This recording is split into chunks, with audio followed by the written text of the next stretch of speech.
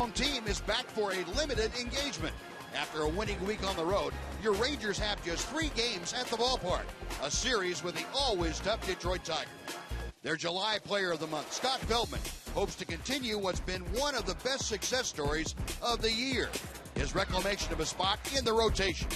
He's been a solid, consistent winner, and he'll be put to the test tonight, facing the likes of Cabrera and Fielder. Friday Night Baseball on KTXA 21 is coming up next.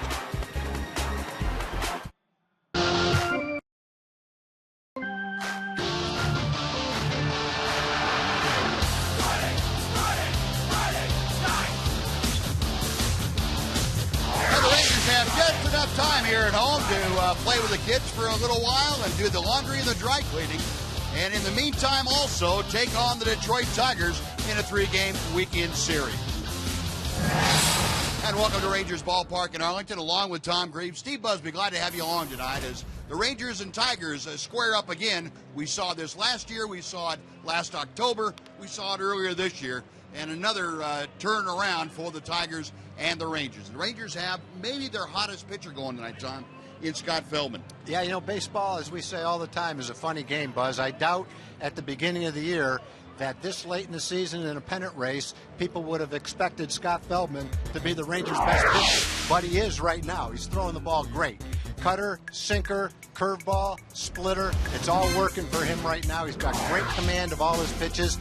Started out 0-6, now he's 6-0. According to the Ranger notes, that's the second time in Major League history that someone has lost 6 decisions and immediately followed it up by winning 6 decisions in the same season. What a turnaround it's been for Scott. Boy, that it has been, Tom, and it'll be exciting to see if he carries it through tonight. He'll have some help, too, because we've seen Josh Hamilton kind of catch fire up in Boston. Rangers hoping that fire stays for the next 2.5 months or so. Rangers and Tigers coming up next on TXA 21. Friday, Friday, Friday.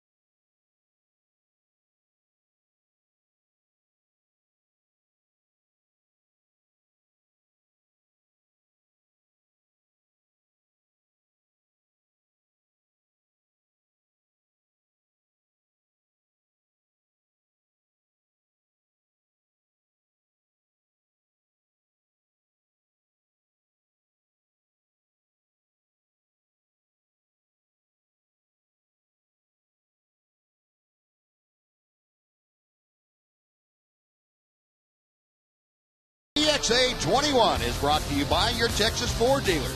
Ford is the best in Texas. By AT&T, the nation's largest 4G network. AT&T, rethink possible. And by TXU Energy. The right things right now. Call 866-CALL-TXU today.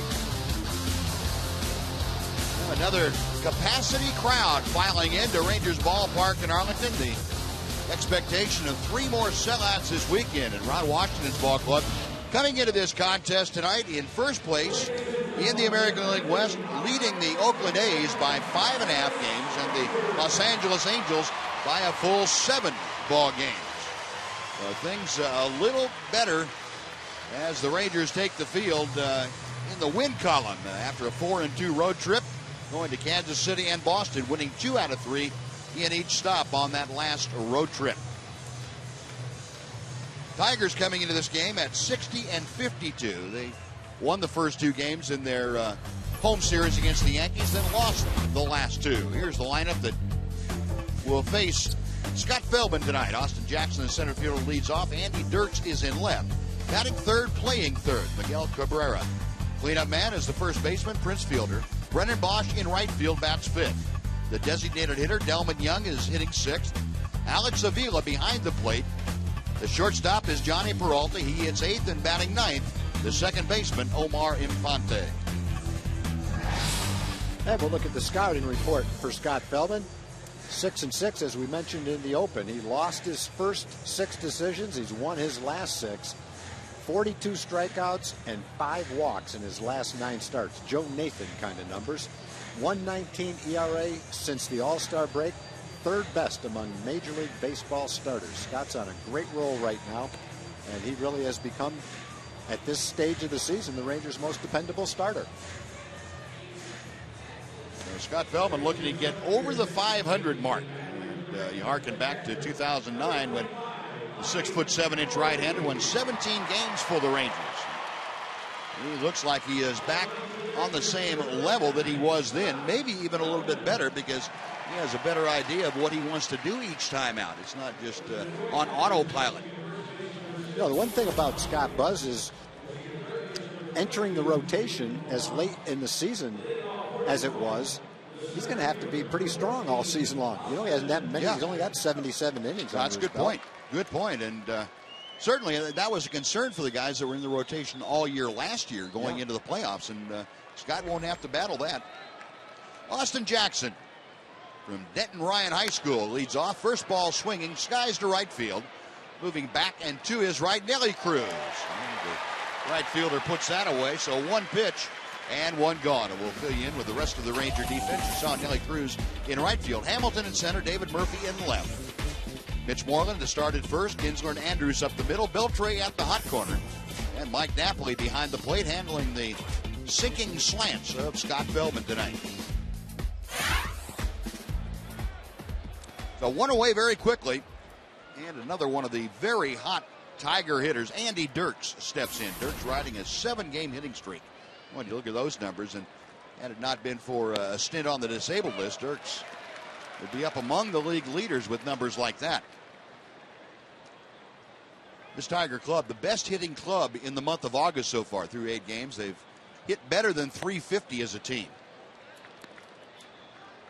A lot of people early in the year when the Tigers were struggling wondered what happened to the offense and say, well, you know, what's the deal with Prince Fielder and all those big guys? There's a strike. And the count is 1-2 to Dirks.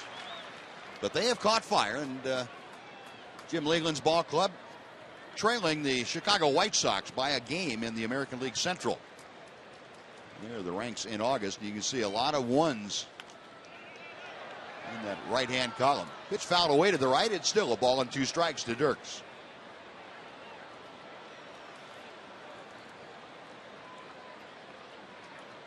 Great weekend here in Arlington, the 40th anniversary weekend. And honoring the 40th anniversary team, be a big ceremony on the field tomorrow night. And the induction of Eric Dadell into the Rangers Hall of Fame. Swung on, he went around, and Napoli's going to have to make a little toss down to Moreland. So Dirks Couldn't hold up on the breaking ball. Feldman gets his first strikeout there, a 2 away for Miguel Cabrera. Yeah, Dirks was hoping to get the call on the check swing. That's why he didn't run. He waited. They figured if he ran, it'd be pretty obvious what the call would be. So he's going to obviously swing at the pitch and then kind of wait, hope to get the call. When he didn't get the call, he started to run. He couldn't have been serious about not thinking that was a swing, could he? Well, look at him. Maybe hoping to get a foul tip call, maybe. Anything. Maybe nobody saw it. That didn't matter if he ran anyway. He wasn't going to make it. And Cabrera takes low and outside for ball 1. Well, you talking about numbers, and this man is Mr. Numbers this year. 322, 29 home runs, 95 RBI, and a 383 on-base percentage. Maybe as consistent a hitter as there is in all of baseball. Miguel Cabrera takes inside. It's 2 balls and no strikes. And he loves hitting against Ranger pitching. Over the years. You've got Cabrera and Fielder hitting back-to-back. And they're both power hitters. They're both 300 hitters. They use the whole field. They don't try to pull the ball. They're both tough guys to pitch to. There's Prince Fielder waiting in the on-deck circle. Feldman behind 2-0. The right-hander goes to the wind. And deals a fastball on the outside corner. Took a little bit off that to Cabrera. It's 2-1.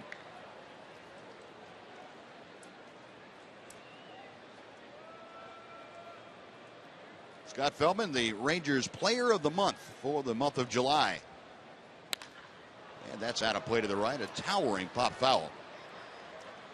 Let's take a look at the Ford leaderboard and get an idea of the consistency for Miguel Cabrera. Second in average in the American League at 322.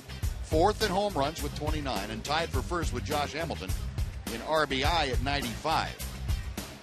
Guy is just a good, solid hitter.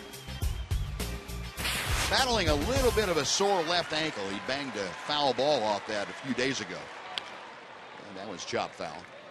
He had started because of that ankle at DH the last couple of games against the Yankees. And Jim Leland said he should be okay. We got him off it for a couple days. And as big a horse as he is, he said he should be back to near 100%. You look at what he has done this year against the Rangers. He's just continued to really victimize Ranger pitching. Feldman with the 2-2. Hit well to right center field, but Hamilton was playing that way. Into the gap goes Josh and makes the catch. A 1-2-3 first inning for Feldman and the Rangers as Cabrera says, "What are you doing playing over there?" Tigers do not score. Rangers coming up on TXA 21.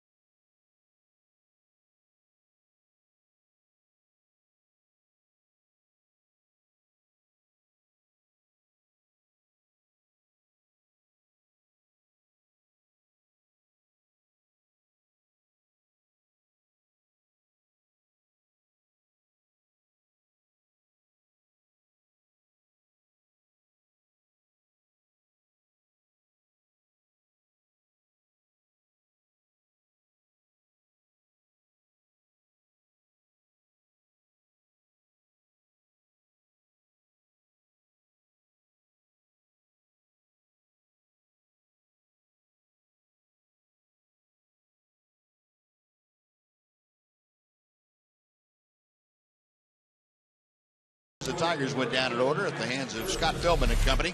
And here's the Ranger lineup tonight. Ian Kinsler leads off. The shortstop Elvis Andrus is next. Josh Hamilton playing in center. He's batting third. Adrian Beltre, the cleanup man, plays third base. Next is right fielder Nelson Cruz. DHing tonight and batting sixth is Michael Young, David Murphy in left field. Catching and batting eighth, Mike Napoli, and Mitch Moreland, the first baseman, bats ninth. And on the mound, Matt Scherzer, 10-6. He's got a great arm. He can tune a gem up, strike out 12 or 13, or you might get him early. His ERA is 4.72, shows that at times he gives up a lot of runs. Third most strikeouts in Major League Baseball. Opponents average, left-handers much better than right-handers by about 100 points. Lefties hit over 300 against him. But the thing to remember about his 160 strikeouts, it's only 127 innings. That's over 11 strikeouts per 9 innings. That's a higher ratio than Justin Verlander. Verlander's had more strikeouts by a few, but 30 or 40 more innings to get him.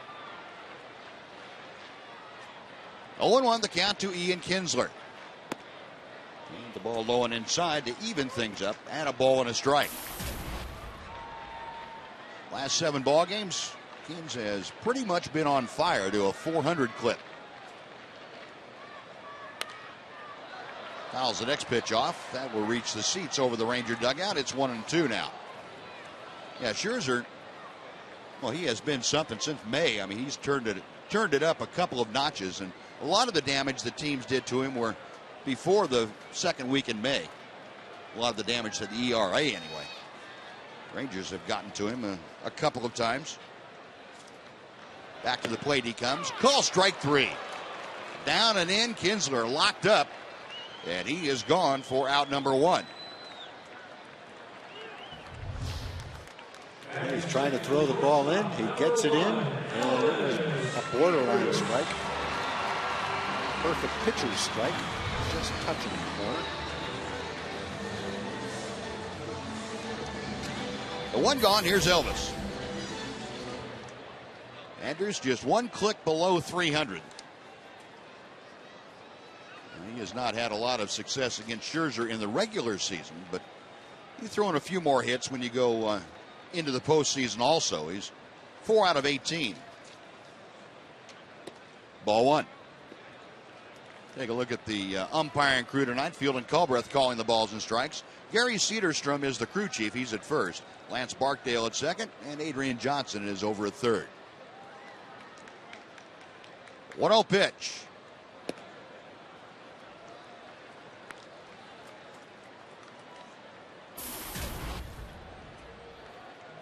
Elvis, during his 7-game hitting streak, 441 average with 8 RBI.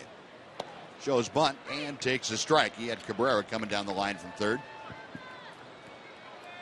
2-1. Cabrera and Fielder at the corners. And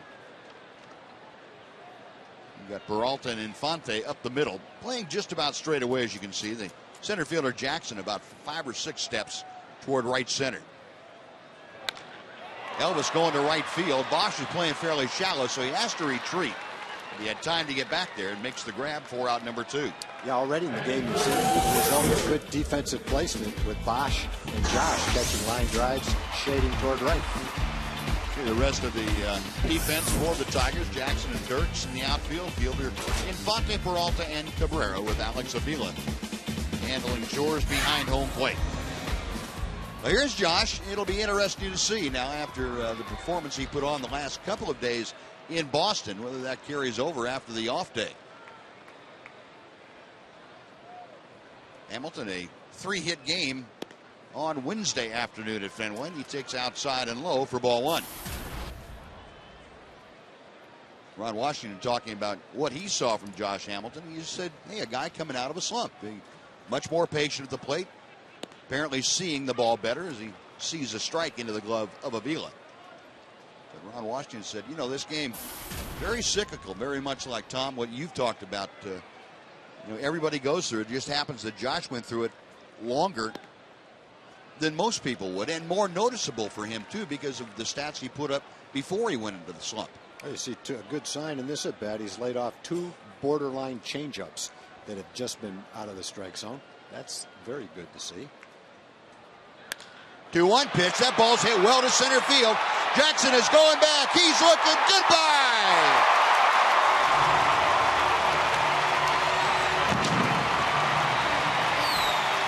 Hamilton to straightaway center field, home run number 31, and the Rangers lead 1-0. Well, Scherzer threw him 3 changeups in that at bat. He's just following the scouting report. Scouting report may be a little bit outdated, though, if you go back to the last 2 games in Boston. He didn't offer at 2 changeups, just a little bit out of the strike zone. That's something he did do for a couple of months. Then he gets a changeup in the middle of the plate after seeing a couple of them, waits on it, and there it goes. That's a little bit different at bat for Josh right there. Yeah. You know, earlier when he was struggling, that first changeup, he would have swung at it. He would have been behind in the count, 0-1. And that just makes a huge difference when you can take that pitch, get ahead in the count. Beltre, a chopper out towards short. Peralta charging.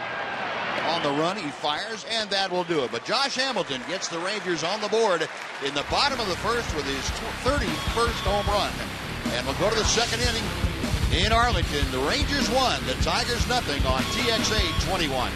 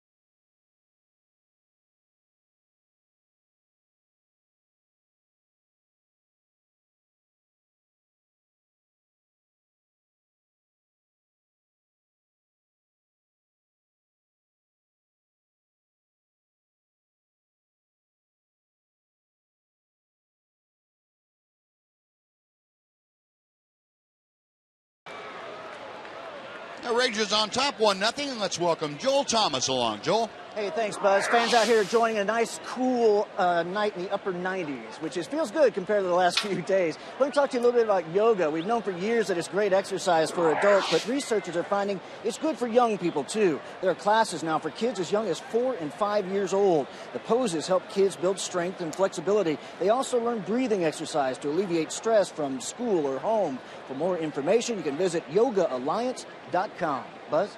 All right, Joel, thank you very much.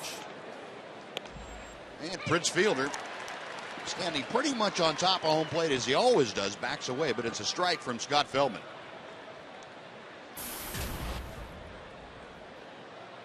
Fielder with a higher on-base percentage than Miguel Cabrera. Not quite as much damage. Fly ball hit the left field, kind of got it off the end of the bat. David Murphy trotting in toward the line. And that is 4 straight now sent down by Feldman to begin things here tonight. It'll bring up Brennan Bosch.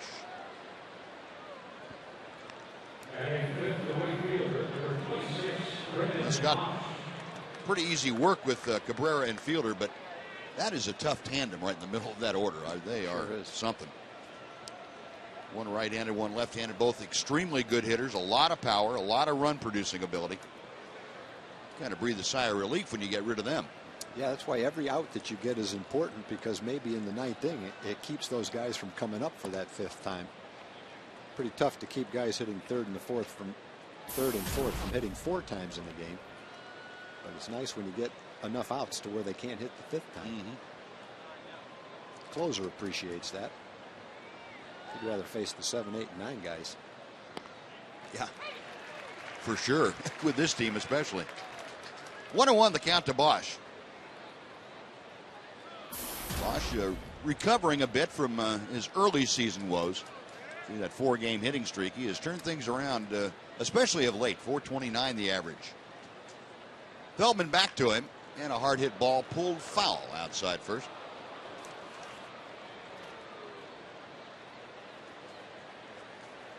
A ball and 2 strikes. It's like another weekend of close to sellouts, Buzz. Yeah. There's empty seats, but I'm pretty sure they're all taken.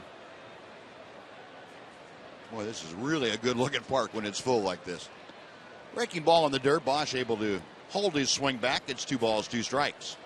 And a very comfortable evening here tonight. That cold front went through, or cool front, if you will, this morning. No need for a jacket. It's not that bad. But a very, very nice evening. 95 degrees, the first pitch temperature. Slap toward third. Beltre. Snap throw across. And then Bosch retired. There are 2 gone now for Delmon Young. A great movement on the sinker. Hit him right off the end of the bat. Just swinging what he thought was a pretty good pitch to hit, and that late movement moved it from the good part of the bat to the end of the bat. And a little roller to the wrong guy to hit a roller to. Yeah, that's pretty much money in the bank. You want to get on base anyway. Well, here's Delmon Young. Brings in a modest 3-game hitting streak to this series. And the pitch on the inside corner for strike 1. Young, 266, 12 home runs, 44 driven in.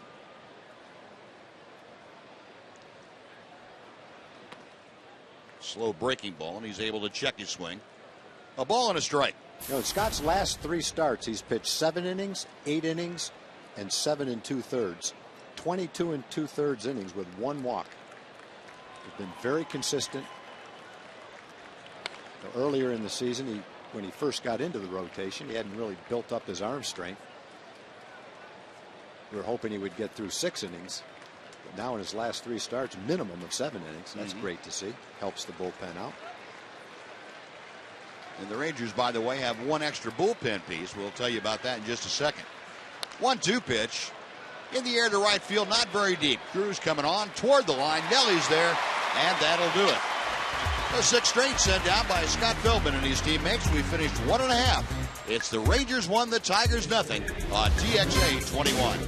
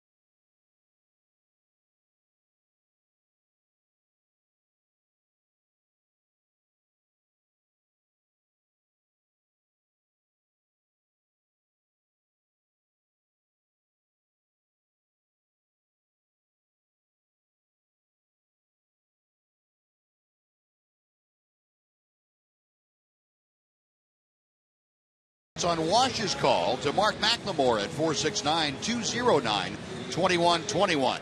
And if you read your text in the postgame show tonight, you'll win a $50 sporting goods gift card for Metro PCS. The text again is 469-209-2121.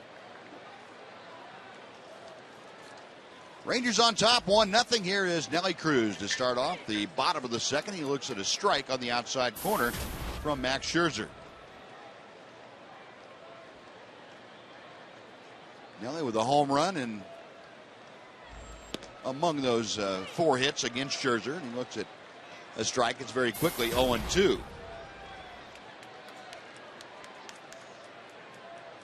Four-game hitting streak for Nelson Cruz.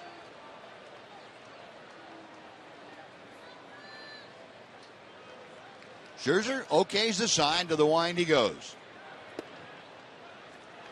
1-2.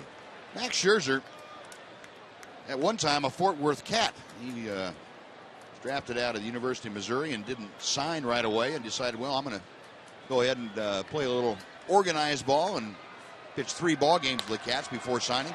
Cruz, a ground ball up the middle into center field, a base hit. Oh, and Nelly Cruz continuing what we saw him do on the last road trip, and that's take the ball up the middle and the other way with good effect. Yeah, he's hits pretty good pitches, too. That's a pitch that if you're not swinging the bat well, you'll pull off and hit right off the end of the bat. It's a slider away. He stays with it and gets a pretty good piece of it, knocks it right straight up the middle for a base hit. Instead of maybe being a little bit out in front of it, hitting it right to shortstop softly off the end of the bat. Usually a pretty good sign that a hitter's seeing the ball well and swinging it well. So with Cruz at first now and nobody out, Michael Young steps up.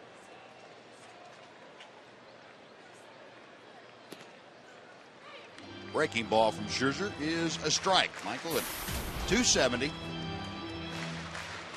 3 home runs, 45 driven in. By his own admission, not having the kind of year that he expects out of himself, but he said, hey, it can turn around at any time. I can get back on track to where I need to be to help this ball club on a daily basis. 1 ball, 1 strike.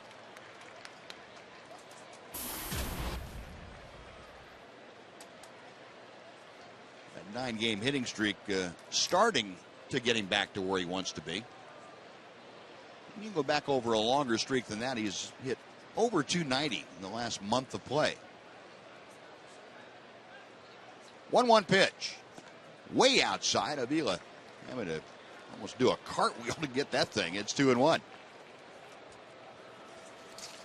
About Max Scherzer pitching for the Fort Worth Cats. The Arizona Diamondbacks had drafted him out of the University of Missouri and finally came to terms with him. And then the Tigers got Scherzer along with Daniel Schlereth from Arizona for Edwin Jackson and Ian Kennedy. That was back in the offseason after the 2009 year. Of course, Ian Kennedy turned into one of the best starters the Diamondbacks have had. 2-1 pitch. And that's a bit low. 3 balls and a strike. I think going back to the time that trade was made, Scherzer and Ian Kennedy, I think probably Scherzer was ahead of Kennedy because he was more of a power pitcher than Kennedy was. But Kennedy showed that he was probably a little bit better than the scouts thought he was, the way he pitched for the Diamondbacks last year. Cruz the lead from first. 3 balls, 1 strike to count to Michael Young. And the pitch outside, ball 4. And the Rangers have their first 2 aboard here in the 2nd inning. I guess if there's a knock on Scherzer is that he can be erratic with his command, with his consistency. You just hope you don't get him on the night where he pinpoints his pitches.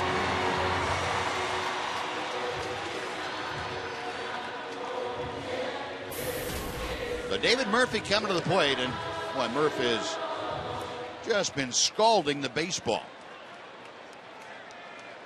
Had pretty good luck against Scherzer in his career. But David with that batting average up to an even 300 as we start play here tonight. You know, one of the things you have to love about Ron Washington, if I were a player, I would like it, is he gives everybody a chance to play, but at the same time, if you're hot and you're swinging the bat, he'll let you stay in the lineup. He did it with Craig Gentry earlier in the season, let him play a lot against right-handed pitching when Craig was hot. Now David Murphy's hot. He's given him a chance to play against left-handed pitching, and I've always felt, and I'm sure you feel the same way, Buzz, if a hitter's hot, he's hot. It doesn't matter whether it's a left-hand pitcher or a right-hand pitcher. Right. And David has had some big hits against left-handed pitching since Wash gave him a shot to play every day. And Murph now down to the count 0-2. Yeah, you're right, Tom, and I think from a player's standpoint, that's about all you can ask of a manager as far as consistency goes. How he handles his players. If a guy's swinging the bat well, don't take him out of the lineup, and that's, players do appreciate that. Scherzer looking back towards second. Nelly Cruz, be careful, starting to get his secondary lead while Scherzer was turning around to look at him. Fortunately, nobody was cutting in behind him. See Johnny Peralta, the shortstop, right back behind Cruz.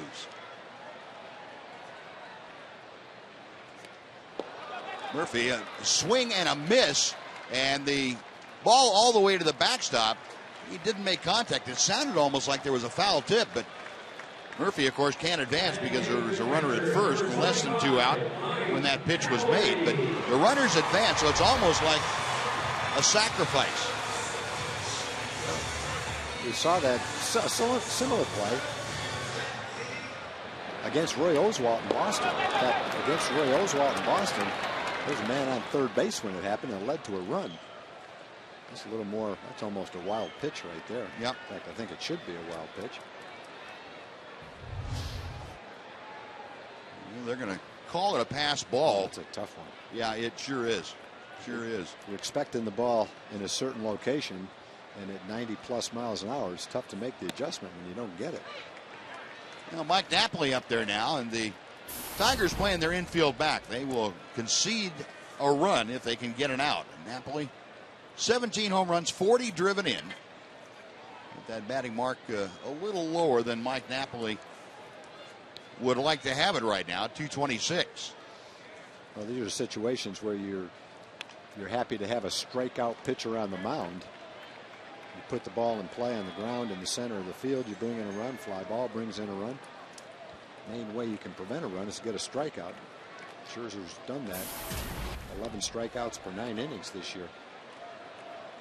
And Mike Napoli, as you can see, back in a little bit of a funk again. For his last 10 with 6 strikeouts mixed in there. Right now, down on the count. No balls, 2 strikes. Cruz at third, Young at second. Way outside. Boy, Alex Avila just he's going to have that glove arm of his stretched out about 3 feet longer than it was before the ball game. If Scherzer keeps missing by as much as he has. Like being a hockey goalie, you don't have any idea where the ball's going. And he's got good velocity and good movement along with it.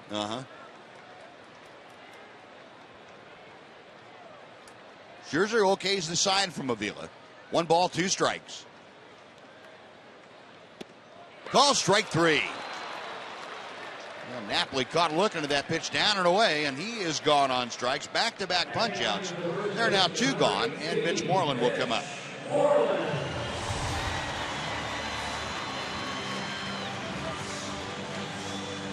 It's pretty much right down the middle of the plate.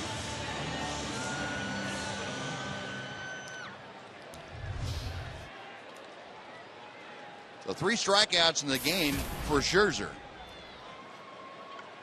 And Mitch Moreland coming to the plate hitting .281. And a dozen home runs. He has driven in 32.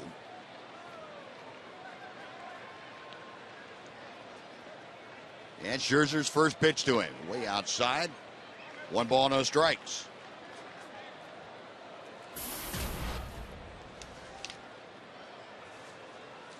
Two of the last 3 hits that Mitch Moreland has had, as you can see, have left the ballpark.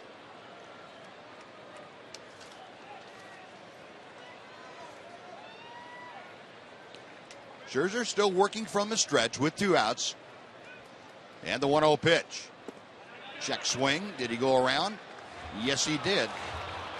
According to Adrian Johnson, the third base umpire. A ball and a strike to Moreland.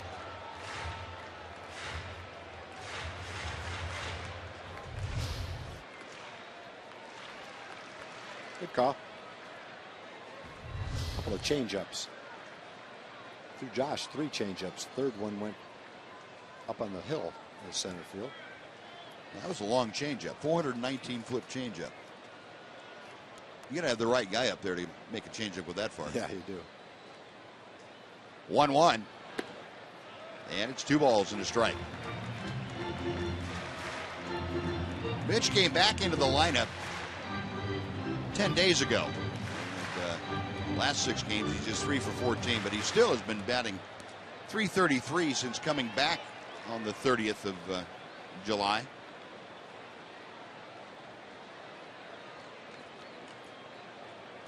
A couple of home runs and 7 RBI in those ball games. The 2-1 delivery. 95-mile-an-hour fastball, 96-mile-an-hour fastball that Mitch swung through, and the count's even at 2-2.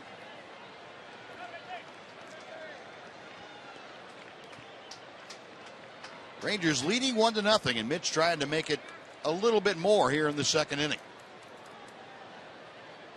Michael Young at the bottom of your screen is leading from second. Nelly Cruz coming down the line from third. Outside, the count has gone full. That pitch at 97 miles an hour. It's like Scherzer's borrowing a little bit of style from Justin Verlander. Kind of start out and cruise around 92 miles an hour, and then when you get in trouble, reach back for 5 miles an hour more. That's kind of what Verlander does early in the game. Yep. That's what Scherzer's done. First inning, I don't think he threw a ball above 92 miles an hour. Payoff pitch. Fouled back. And that one at 95.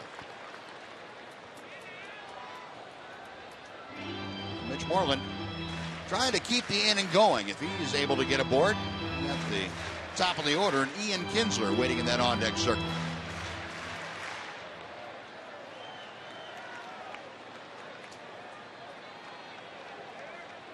Three balls, 2 strikes. Scherzer a long look in to Avila. Now the right-hander's ready. And again the payoff pitch. Out of play. Down the left side. Hit hard, but well foul.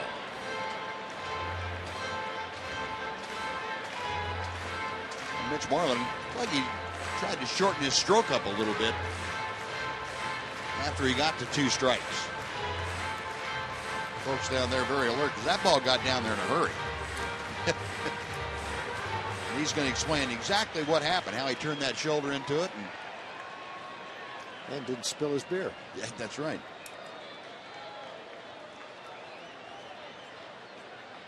The pitch on the way. Chopper to first.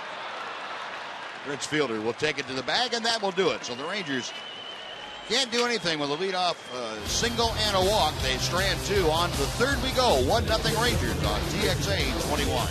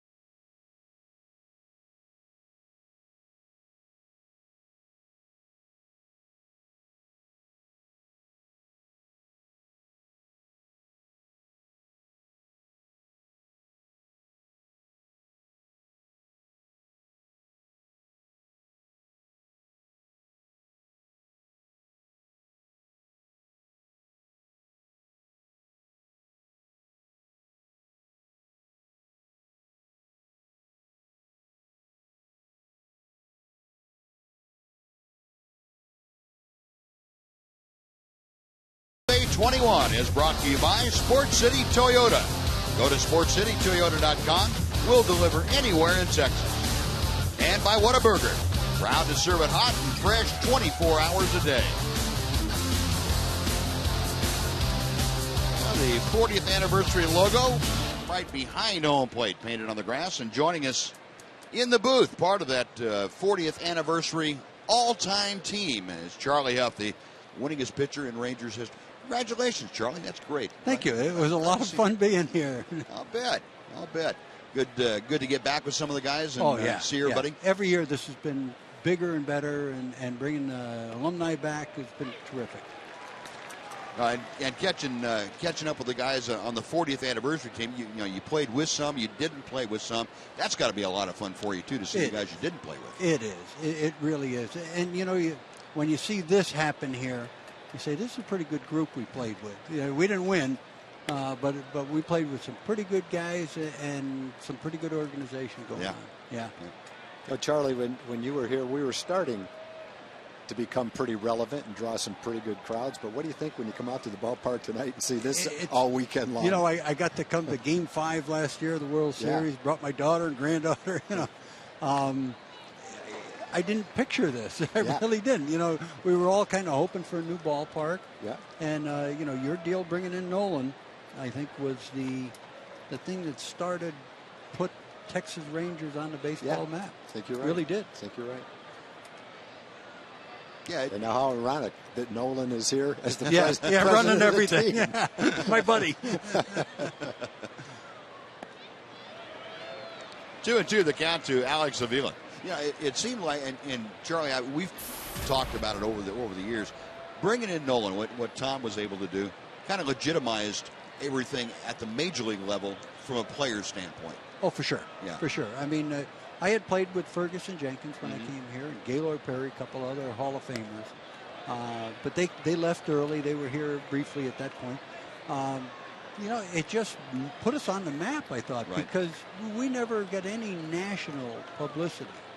And when Nolan came here, we're on the old magazines and stuff. You see us in newspapers, Texas Ranger logos, and now it's really happened. But it even started then. Buzz, I think back then, obviously when Nolan pitched, people were excited. But even when he didn't pitch, just the fact that he decided to play for the Rangers, I think there were a lot of Texas fans who said, wow, if Nolan wants to play for the Rangers, they must be okay. Put us on the map. It really did. Put us on the map.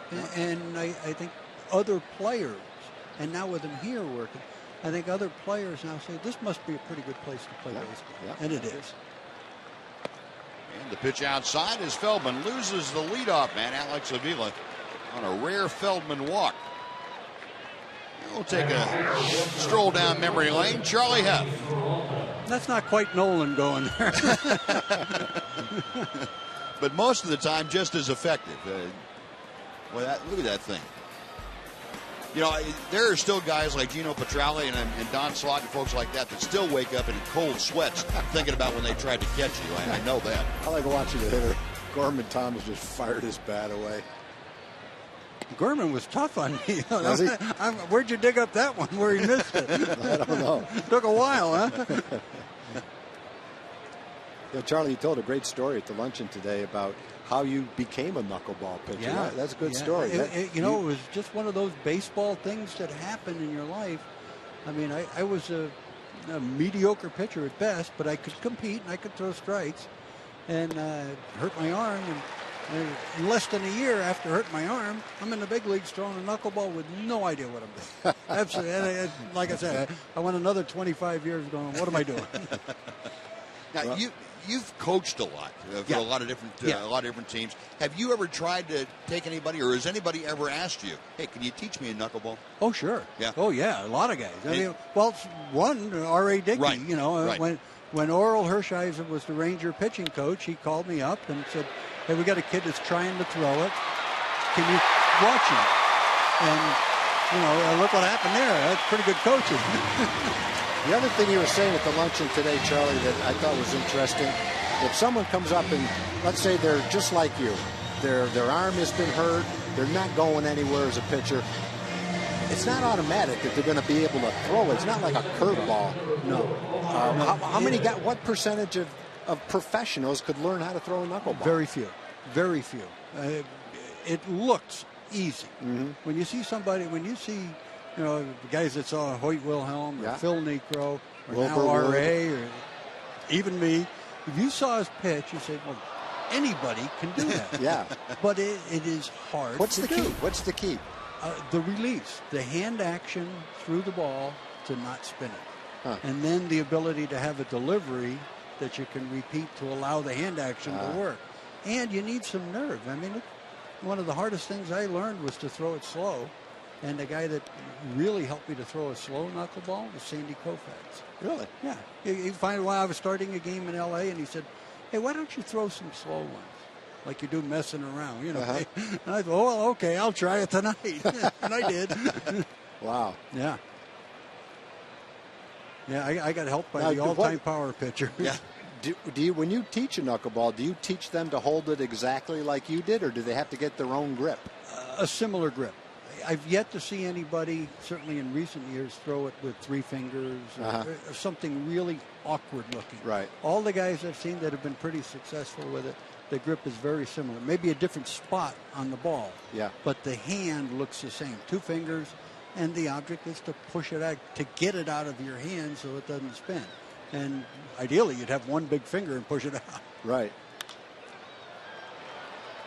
Swing by Infante, a little pop-up to left field. Charlie, thanks for joining us. It's great to see you and enjoy the weekend. You guys are going to have a great time. Yeah, it's great to be in town and watch the Rangers. All right. Charlie Huff with us, and Rangers leading 1-0 as we go to the bottom of the third in Arlington.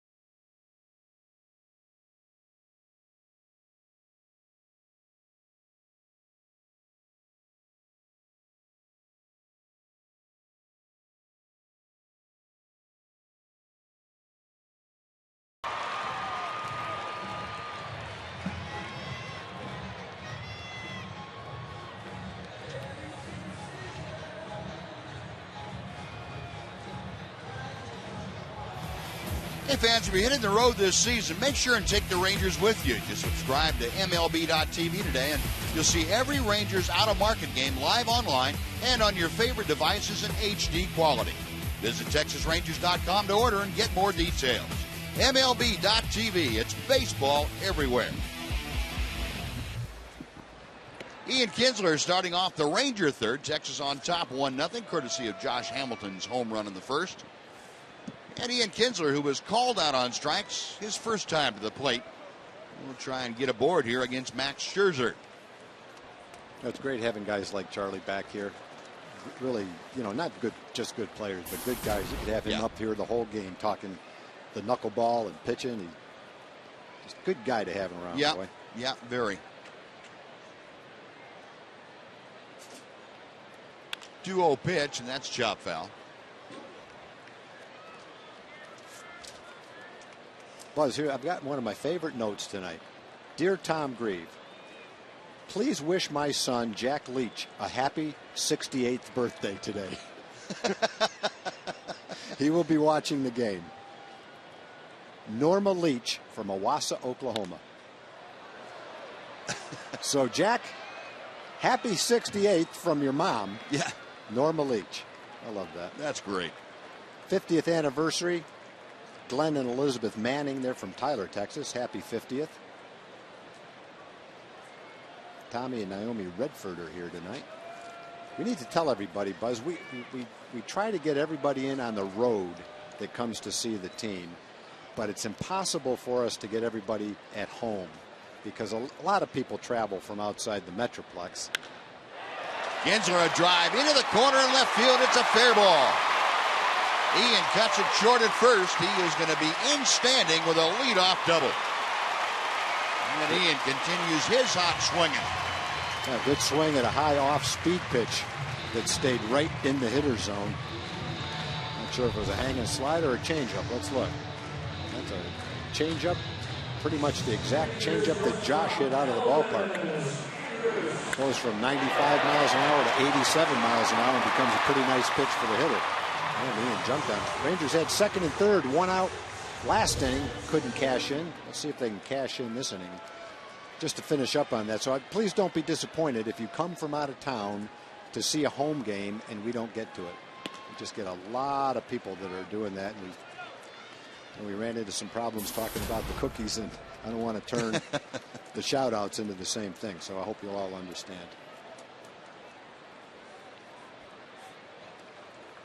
Elvis lined out to right field his first time to the plate, and he showed bunt his first time up. Had Cabrera coming down the line from third, Fielder down the line from first.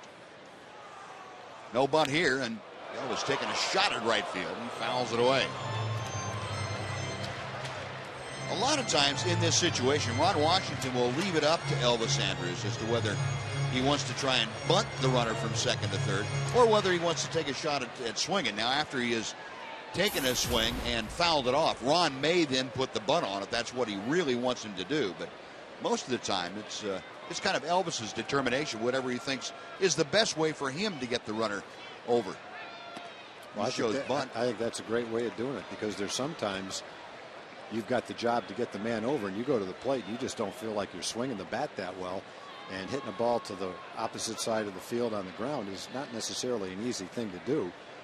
And so you'll say to yourself, hey, I've got my choice. I'm going to lay the bunt down. I know I can get him over that way. Yep.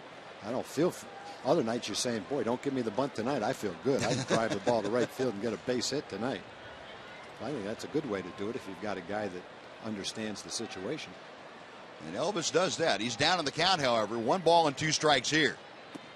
And the pitch again way outside. And, well, Vila, looks like he's on a swivel down there catching the ball. He's having to reach way back to his right. And he's had one go by him already. Wild pitch in the second inning. And Max Scherzer struggling a bit with his command, although it has not hurt him too badly yet. We'll see if the Rangers can't make him pay. 2-2, the count to Andrus. Elvis trying to at least get Ian from second to third here in the third. And again, Elvis fouls it off. Count remains 2-2.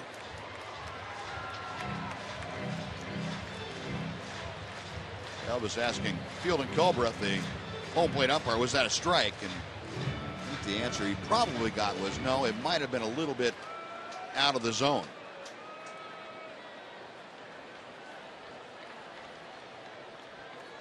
Or he might have said, well, that was right on the line. Didn't look like it was that.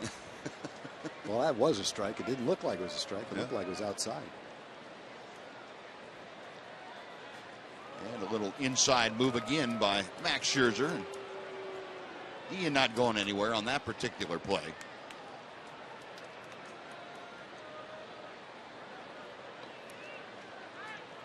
Kinsler swiped his 20th base the other day in Boston, and for Ian, his 5th year of 20 or more steals, and that's the first time that's happened in Ranger history. A shot just foul outside first. That would have been pretty. Boy, Elvis almost drew chalk going down that line, and Gary Cedarstrom, the first base umpire, lifted up that left leg of his to get it out of the way.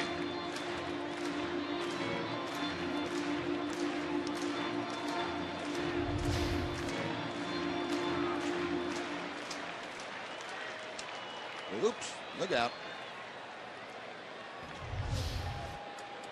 So it's still 2 balls and 2 strikes.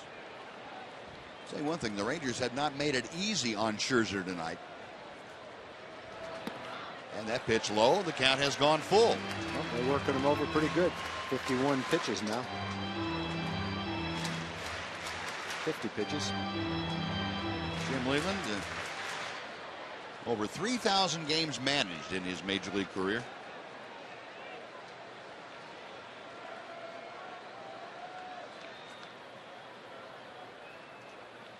Scherzer with the payoff pitch. Instead, he spins around again to take a look at second base. But he ain't the only one there, and so he decided not to throw it.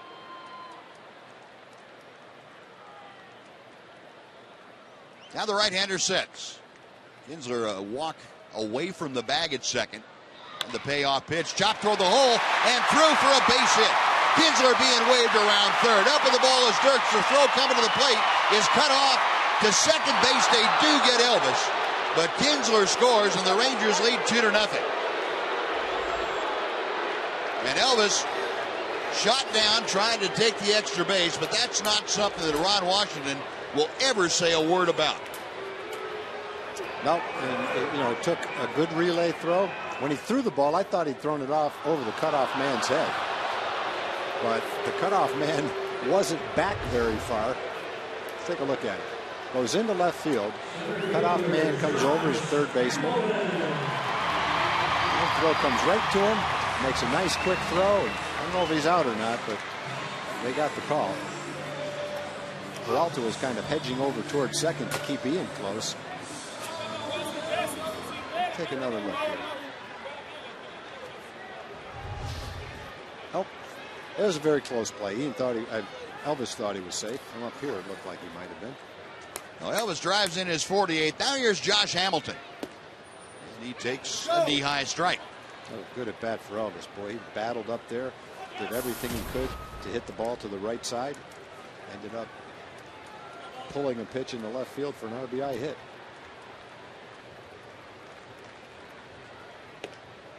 One ball, one strike to Hamilton. Josh clobbered his 31st home run of the year back in the first inning. A 419-foot blast to dead center field off the Max Scherzer changeup. Boy, big rip and a miss there. The pitch down and in to work with at 95 and couldn't quite make solid contact.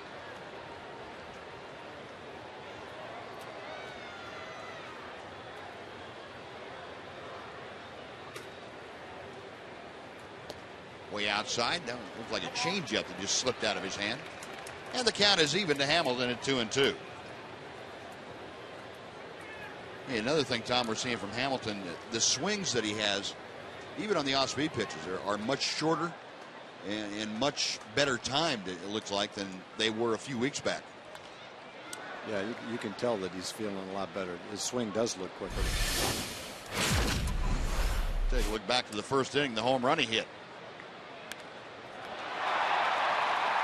I don't think you get a much shorter swing than that, do you? No. Or a better pitch to hit. Yeah, that's true. The old belt-high changeup. And again, the 2-2. Hit well, but that's pulled foul down the right side. Hamilton out in front of that off-speed pitch a little bit too much. That pitch was down and in. If he got a little more of the plate, he might have been able to keep it fair. The home run leaders now. Hamilton in a tie with Adam Dunn of the White Sox. Pretty good home run race. Yeah. Cabrera in fourth place. Swing and a miss, went after a high fastball and couldn't quite catch up with it. Scherzer has the strikeout, his fourth of the night. There are 2 gone for Adrian Beltre. Adrian, a ground ball to short. That ended the Ranger first inning.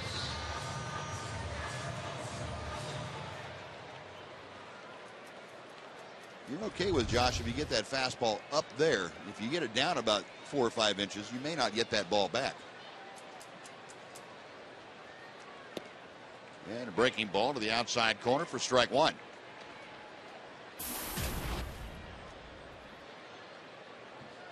Adrian 0 for his last 9. The last hit he had was that home run in the 9th inning on Tuesday.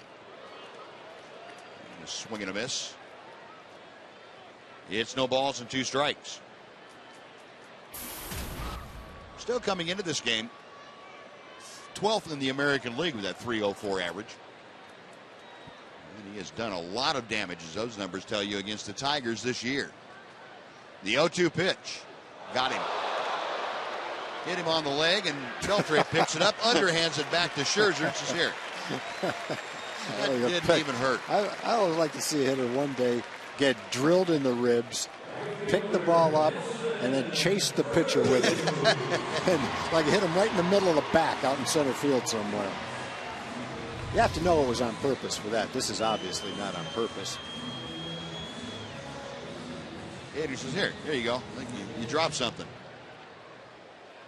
Yeah. Scherzer's trying to get an out right there. Yeah. Throw the ball in, just got away from him. And based on some of the pitches that have got away from him today, it's not surprising that a pitch again would get away from him. Want to know the count to Nelson Cruz. Nelly, a base hit to center as he led off the Rangers' second. 2-0 Texas. Trying to add more here in this 3rd inning. Cruz, a rope to left field for a base hit. Beltre to second, and he puts on the brakes as he makes a big turn, and Dirks gets the ball back in. So Cruz, 2 for 2 tonight. And there are 2 aboard for Michael Young. The pitches that have been hit the most tonight have been his off-speed pitches. It's the 2nd time Cruz has hit an off-speed pitch. First time up, he hit a pretty good slider. And then he hits a slider that doesn't break quite as much, but goes down and hits it well. Josh and Ian have both hit change-ups hard for a double and a home run. Scherzer has 4 strikeouts through 3 innings, but Rangers have had some pretty good swings at him, too. The Rangers now with 5 hits in the first 2 2/3 innings that Scherzer has worked tonight. Michael Young drew a walk, his first time to face the right-hander, and he pitched way inside for ball 1. Now what that hit by pitch did is it extended the inning, and now Scherzer's going to throw his 65th pitch.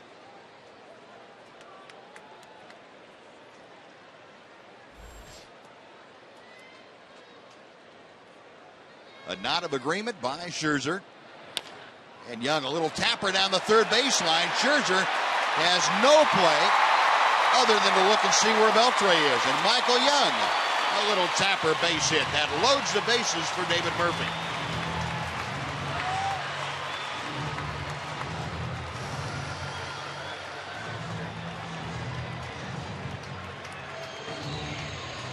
Rangers have had 4 hits in the inning and a hit by pitch.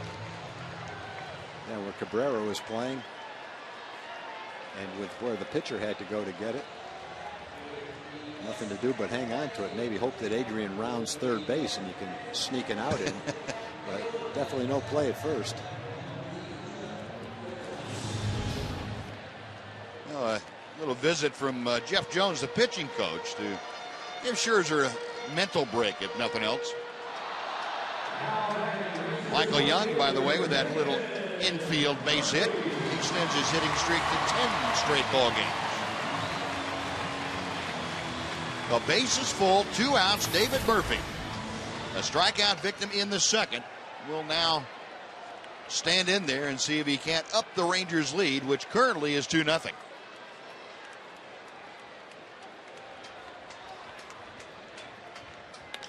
First pitch hit in the air to center field, hit pretty well. Jackson going back, but he stops short of the warning track and reaches up to make the catch. And Murphy is a long out. Well, the Rangers score a run. They had 3 hits in the inning, make that 4 hits in the inning. They strand 3. After 3, Rangers 2, and the Tigers nothing on TXA 21.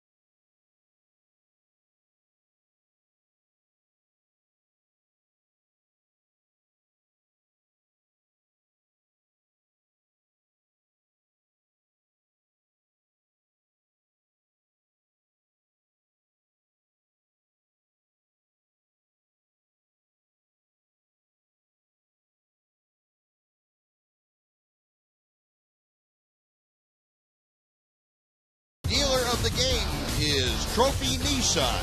Visit us at trophynissan.com.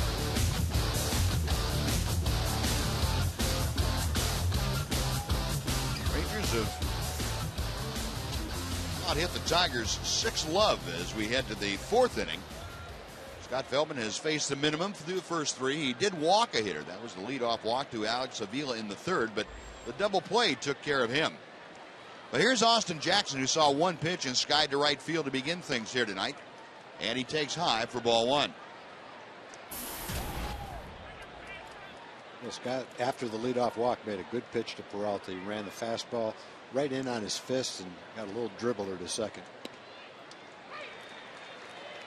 1 ball, 1 strike.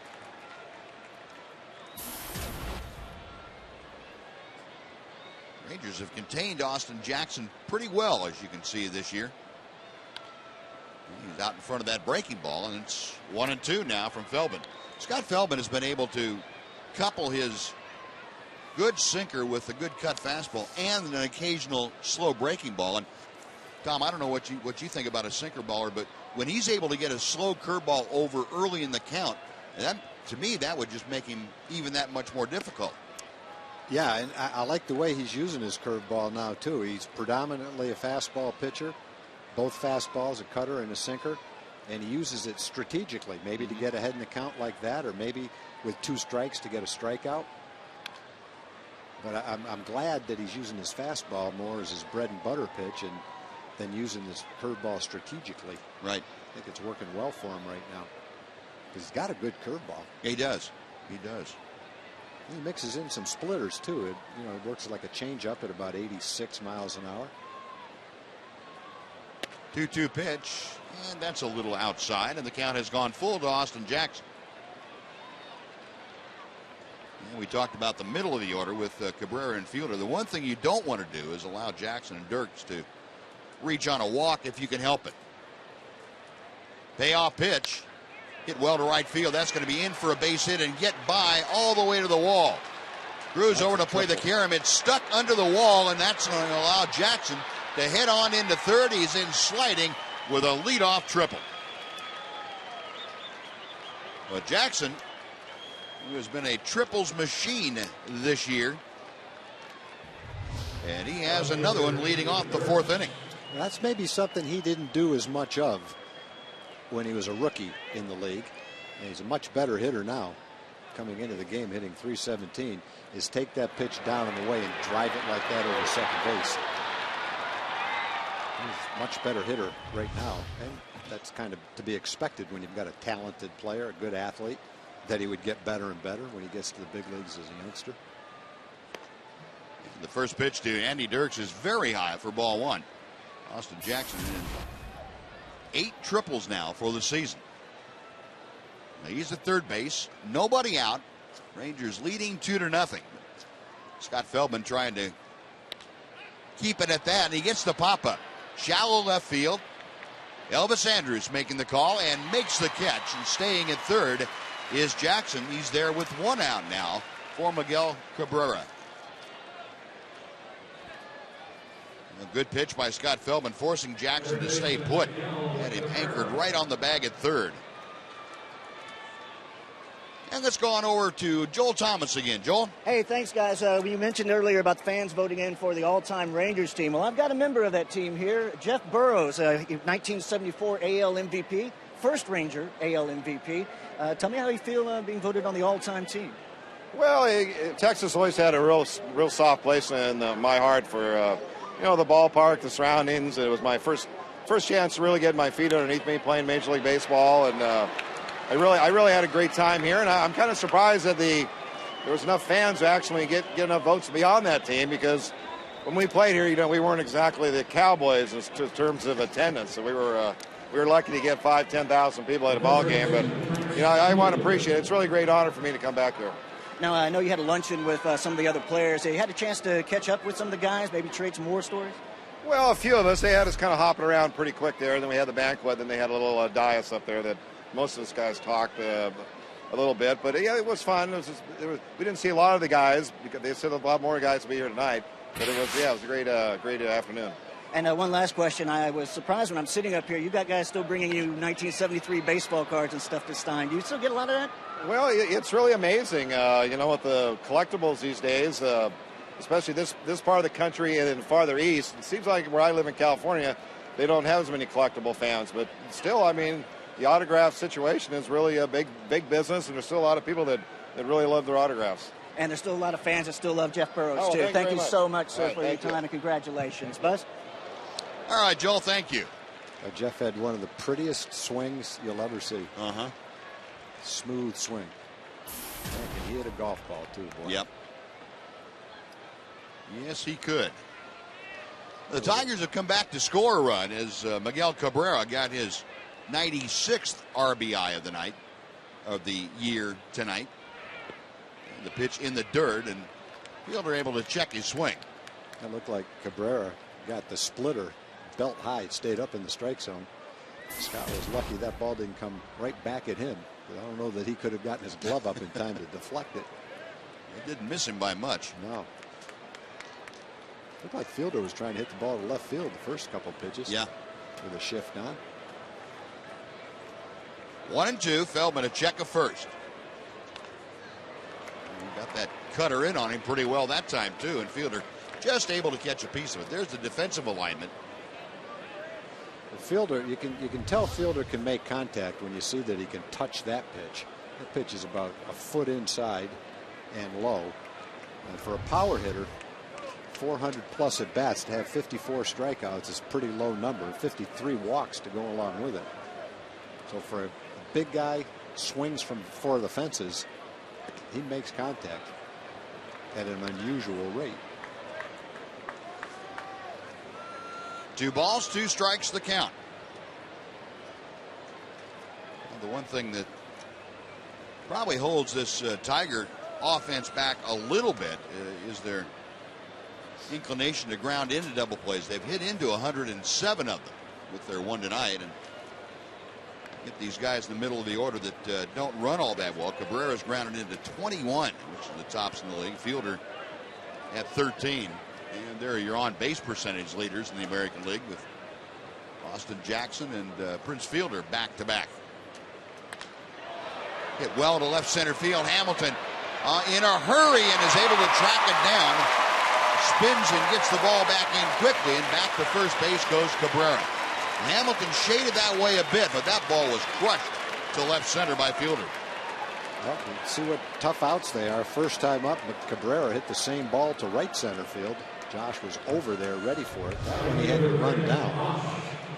Fielder takes the ball on the outside part of the plate, tailing away from him. Shoots it out toward the gap, but fortunately, Josh has the speed to run that ball down. Concentration to make the play.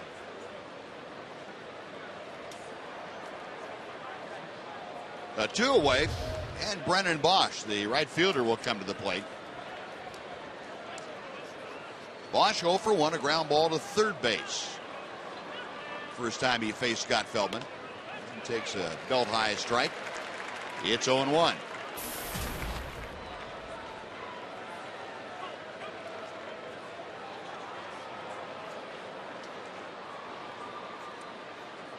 Cabrera at first, 2 outs. Cabrera had the RBI base hit. He got the Tigers on the board. And a ground ball hit slowly up the middle, and Elvis will just step on second base to force Cabrera, and that will do it. But the Tigers come up with a run on 2 hits. They strand 1. After 3.5, it's the Rangers 2, the Tigers 1 on TXA 21.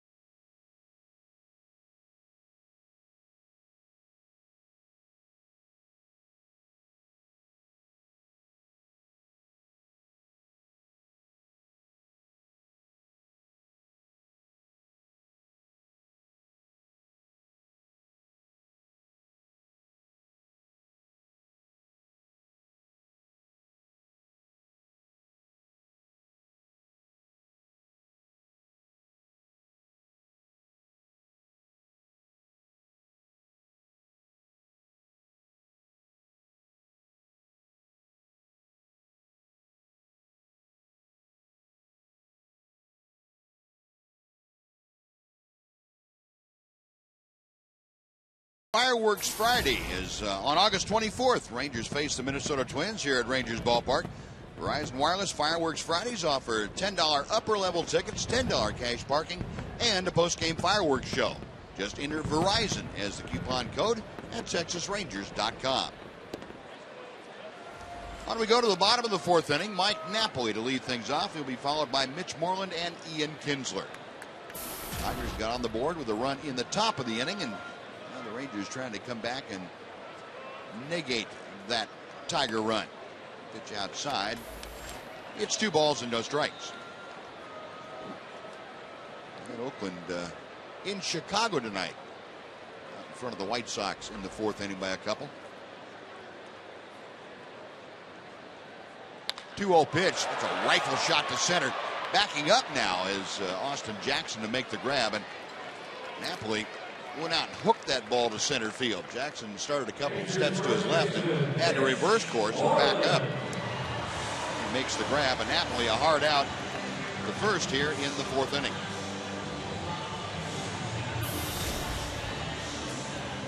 Here's Mitch Moreland. Moreland grounded out with the bases full in the second inning.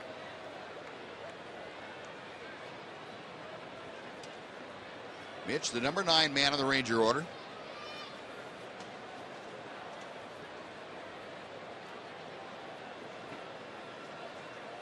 First pitch to him. And that is a knee-high strike.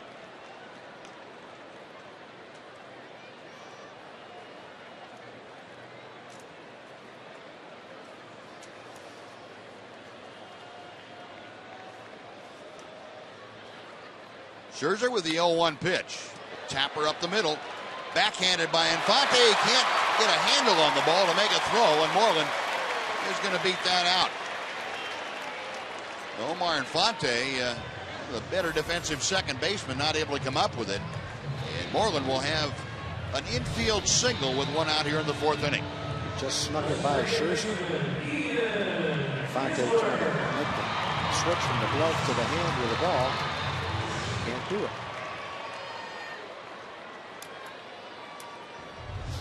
I'm not even sure he would have had a shot at Moreland if he'd made that transfer. Would have been close. A 1-on, 1-out. Here's Ian Kinsler, who doubled into the left field corner in the third inning. Came around to score the second Ranger run of the game, and he takes a strike at the knees.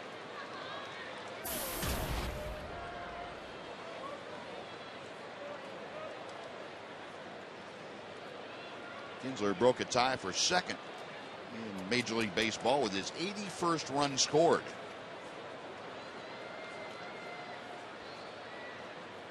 Oh, 1 pitch. There goes Moreland. The butt miss, and Avila throw to second. They get him.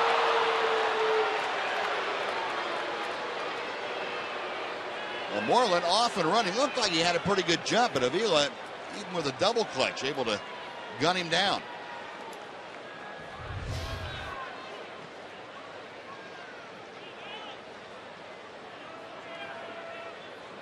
Great camera shot. Shows the tag on Mitch's leg. Well, base is empty, 2 away now, and Kinsler with a 1-1 count to him, awaits the offering from Scherzer. Tapper foul, and the count goes to a ball and 2 strikes.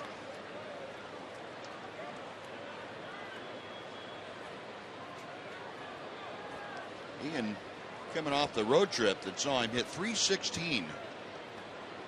Combination of Kansas City and Fenway Park. 2-2. You go back over the last 15 games for Kinsler. He's been a .328 hitter.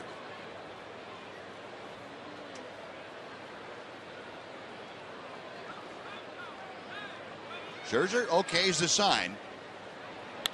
And Kinsler skies one to center field. Not hit very deep. Going out Infante, coming on Jackson. Austin Jackson there to make the grab. And that'll do it for the Rangers. No runs a hit and nobody left. On to the 5th we go in Arlington. The Rangers 2, the Tigers 1 on TXA 21.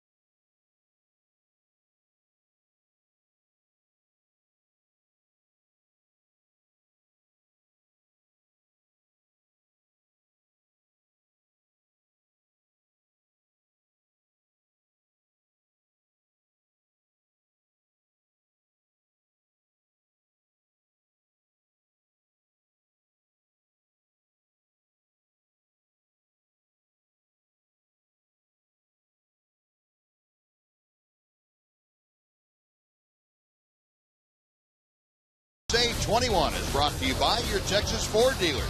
Ford is the best in Texas. A 2-1 Ranger lead as Scott Feldman heads back to the mound to begin inning number 5, and he'll face Delman Young, Alex Avila, and Johnny Peralta. Almost every seat is filled in the ballpark tonight, and if this indeed is a sellout crowd, it'll be the 31st of the year. And a chopper on the first pitch of the inning to Delman Young, and Adrian Beltre handles that easily. 1 pitch, 1 away, and here comes Alex Avila. And that's Scott at his best when he makes that pitch to a right-hand hitter. Run the sinker in on the fist and get the little chopper to the infield. As a hitter facing a guy like Feldman with that kind of a sinker, is it as easy as saying don't swing at the ball when it starts in the middle of the plate to you? Not really.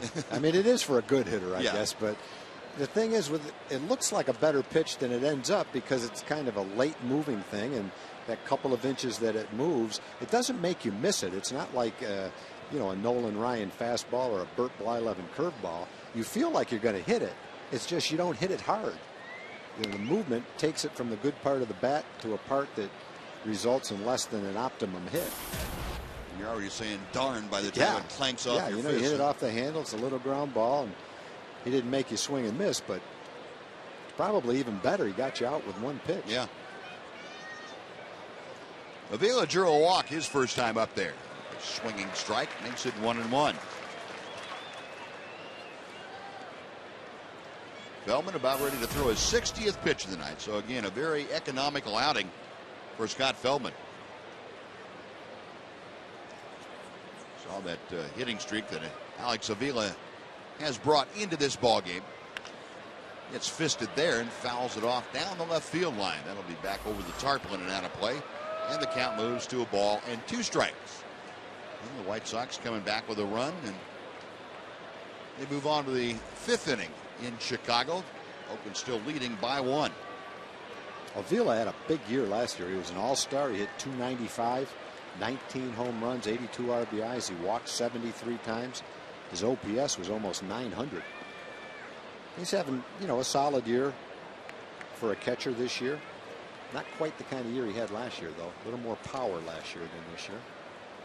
Last year was a terrific year. One of the best offensive catchers in baseball last year. 2 balls and 2 strikes to count. Avila up there with the bases empty and 1 out in the top of the 5th inning. And Feldman back to him. Line drive, base hit to left field. Murphy over to cut it off before he gets to the corner. Avila, a turn at first, will hang on with a 1-out single. That's a pretty good piece of hitting right there. And you see a guy that's got a 10, now an 11-game hit streak, and you can bet he's taking the ball all over the park, which is what Avila did with that pitch, going the other way nicely.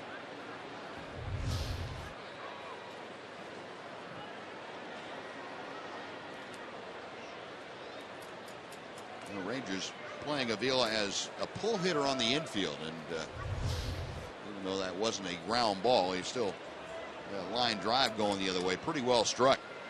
A 1 on, 1 out. Here's Peralta, who grounded into a double play his first time. And ball 1 is a little bit outside.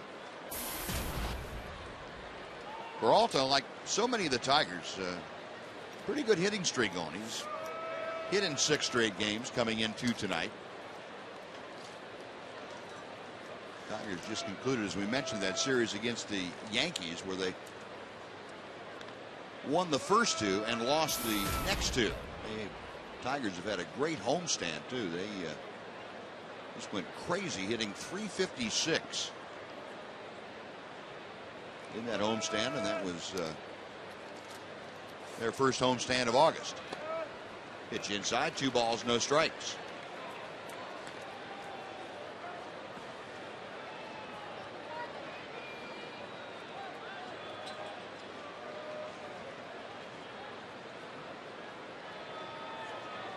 Scott Feldman back in front of the pitching rubber. Looks in, gets the sign he wants from Mike Napoli. The 2-0 pitch. And that's a strike on the outside corner.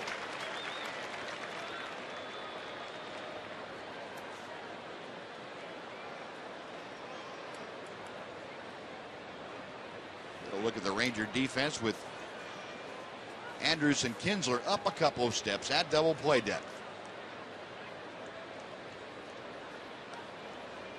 Feldman back to the plate. Peralta fouls it away, and the count is now even at 2-2.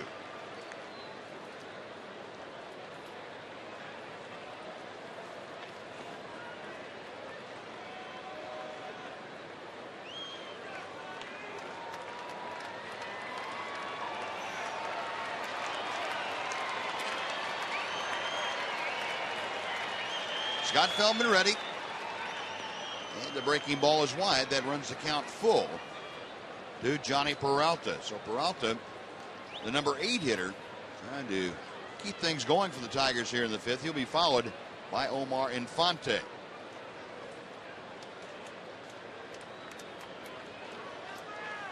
Jim Leland in his ball club trying to get closer to the 500 mark on the road. Line drive to center field. Hamilton coming in a hurry. He slides and makes the catch, and it's going to be a double play as Avila was off and moving with the pitch. Great sliding catch by Hamilton. He turns it into a twin killing, and the Tigers are gone in the 5th.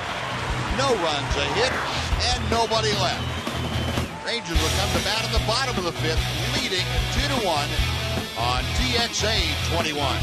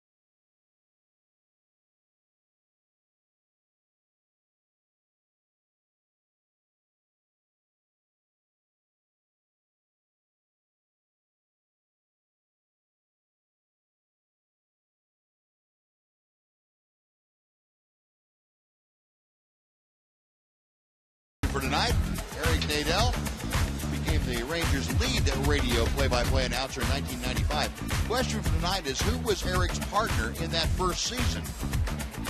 Eric, of course, being inducted into the Rangers Baseball Hall of Fame. Tomorrow, the ceremony prior to the ball game. Elvis Andrus leading off in the bottom of the 5th inning. Rangers on top 2-1. And Scherzer throws a knee-high strike to Elvis. Andrus an RBI single in the 3rd inning. He has extended his hitting streak up to 8 ball games now in a row. Line drive to center, almost dead in his tracks. Austin Jackson puts it away, and well, Elvis has hit the ball right on the nose the 2 outs that he's made. Actually, the ball that he hit least hard was the base hit he had to left field. That's kind of a carbon copy of the one Napoli hit to center field. Right at Johnson out there. You would say bad luck or great positioning. Yeah, I think it's both. I think it's good positioning and bad luck that you hit it right to him. All you can do is hit the ball hard. You can't guide it. Right. I guess some guys might have been able to do that. Most players can't. Hamilton a rip and a miss. Josh, the solo home run in the 1st inning. His 31st of the year, and He and Cabrera each with an RBI tonight, so they are still deadlocked for the major league lead in runs driven with 96. Way outside. Next offering from Scherzer. It's a ball and a strike.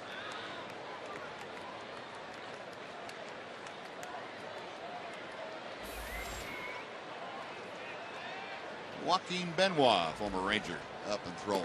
Well, the only thing he can be doing is throwing to get loose. I can't imagine he's coming into the game now. Scherzer's throwing the ball okay. Benoit last night gave up solo home runs in the 8th inning back-to-back to the Yankees to lose that game 4-3. Been mostly a late inning guy, so he must just be throwing now to see if he's okay for later in the game. Here's the TXU Energy replay, and boy, Josh Hamilton turning a great sliding catch into a double play. And we talk about Josh's closing speed. He was on exhibition there.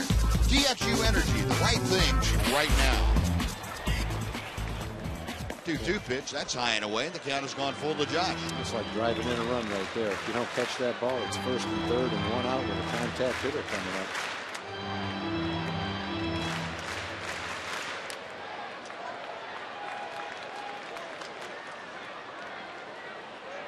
Scherzer back up on top of pitching rubber. Into the motion he goes. The payoff pitch way outside, ball 4. And Josh Hamilton will take the walk with one out. Adrian Beltre now will come to the plate. Tom, you remarked the other day about Josh Hamilton, too, taking more walks or being willing to take the walks. And I guess that fits right in with Josh getting himself back together offensively, feeling better about it. Yeah, I think he's seeing the ball better. His timing is obviously much better. You're talking about maybe a little quicker bat, shorter stroke. All those things enter into it. But as you know, Ted Williams and every good hitter that ever lived said, you have to get a good pitch to hit. Most hitters have to get a good pitch to hit. There's exceptions to that, bad ball hitters, but most hitters thrive when they lay off the bad pitches and hit the good pitches. And for quite a while, Josh just wasn't able to do that. He was swinging at a lot of pitches out of the strike zone, but it really appears over the last 4 or 5 games that has changed. Beltre hit by a pitch his last time up. He had a rip at that fastball at 94 and couldn't quite connect.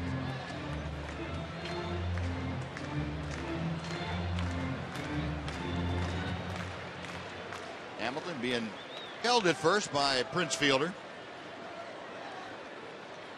1 on, 1 out. Scherzer, that very high set, will make a little toss to first. And Josh's reaction was to fall down on the back, and he just did. That wasn't really a dive back. Wasn't that far off.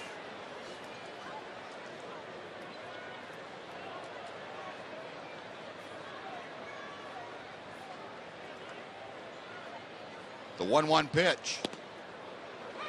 It's a ball and 2 strikes.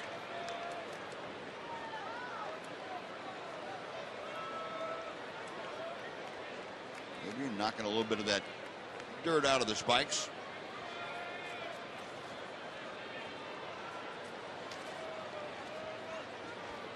Now the Ranger third Sacker back in there. He's ready to go to work.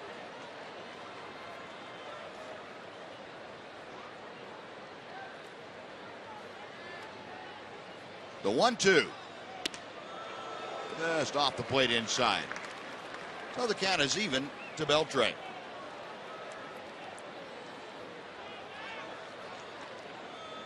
Max Scherzer having to work. His next pitch will be his 89th of the night. The Rangers have really made this right-hander toil here this evening.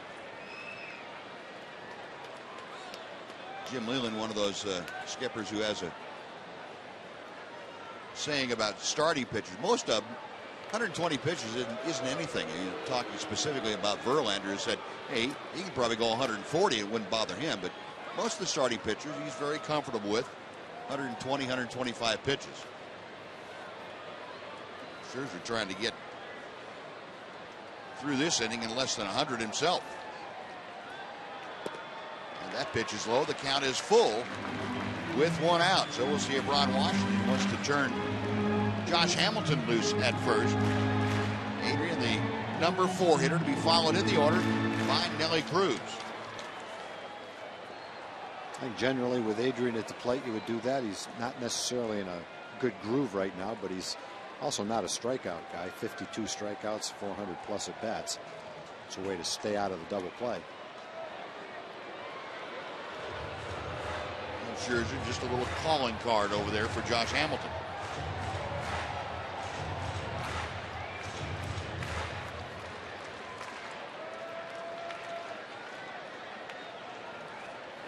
Scherzer comes set.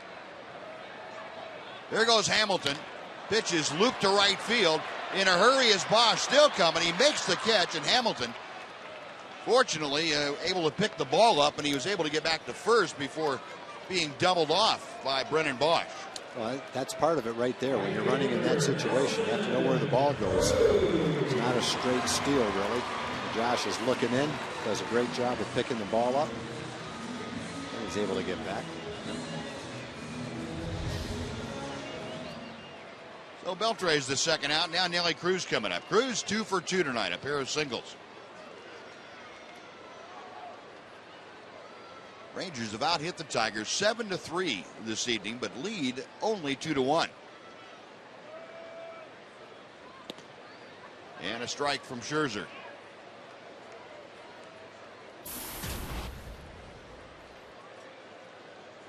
Nelson has extended his hitting streak to 5 straight games. He had an excellent road trip also. Hit .318 in the 6 games of that trip. Takes outside. 1 ball, 1 strike.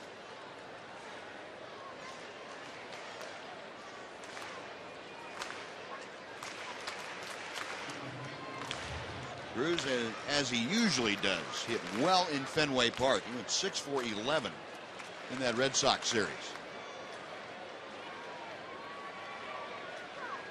The 1-1 pitch. That's off the plate. 2 balls and 1 strike.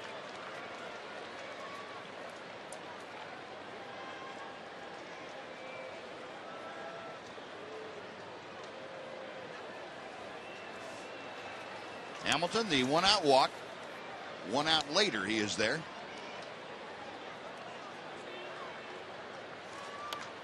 Cruz a tapper at the plate, and the count is even at 2-2.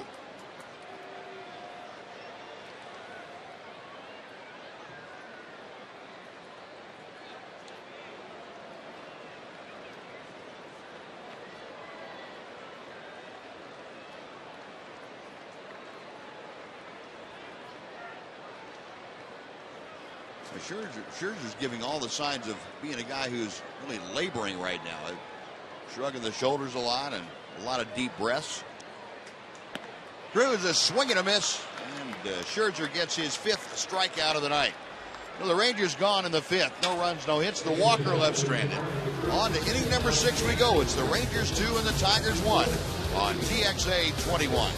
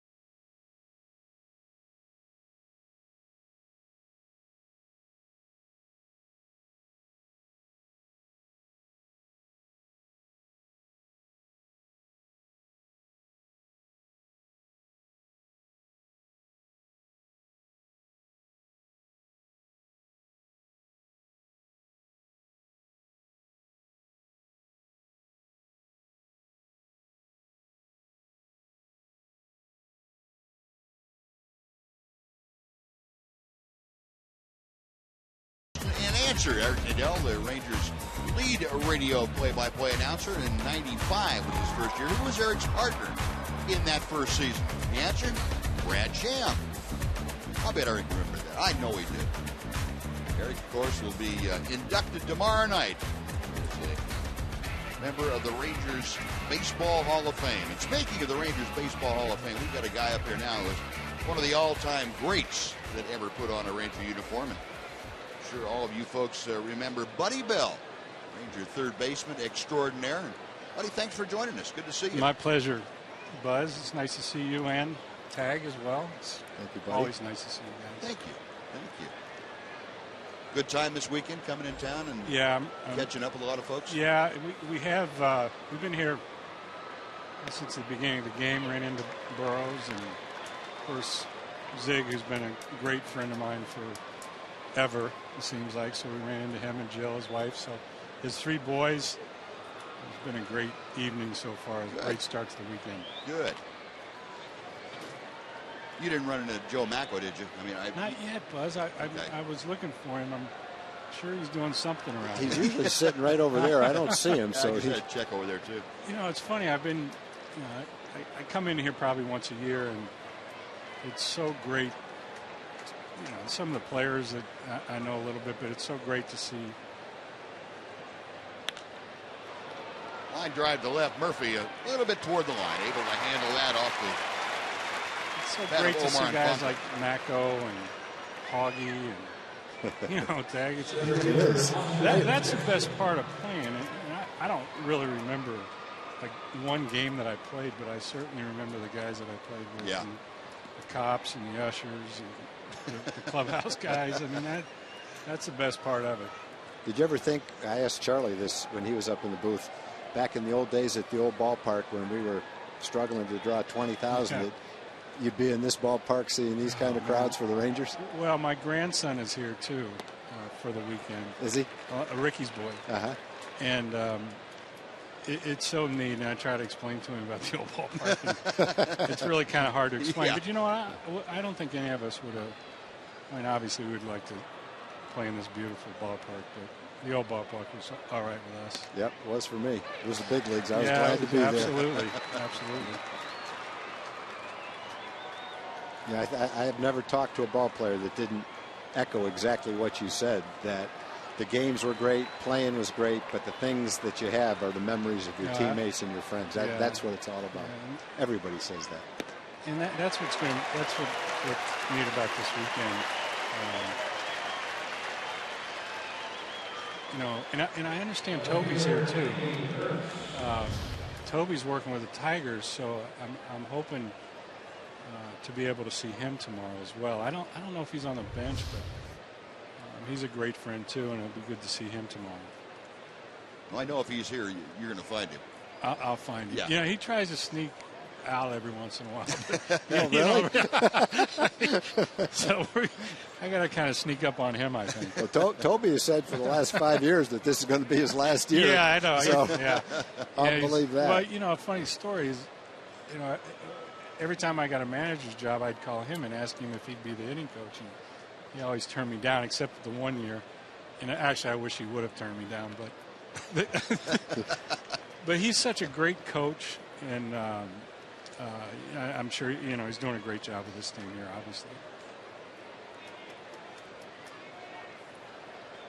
You played in your time here and the rest of your major league career. You played with a lot of guys who were really, really good people. Yeah. A lot of the guys here, where there's a little tapper that's by Feldman. Tough play for Kinsler, and he throws it away. It bounces off the screen.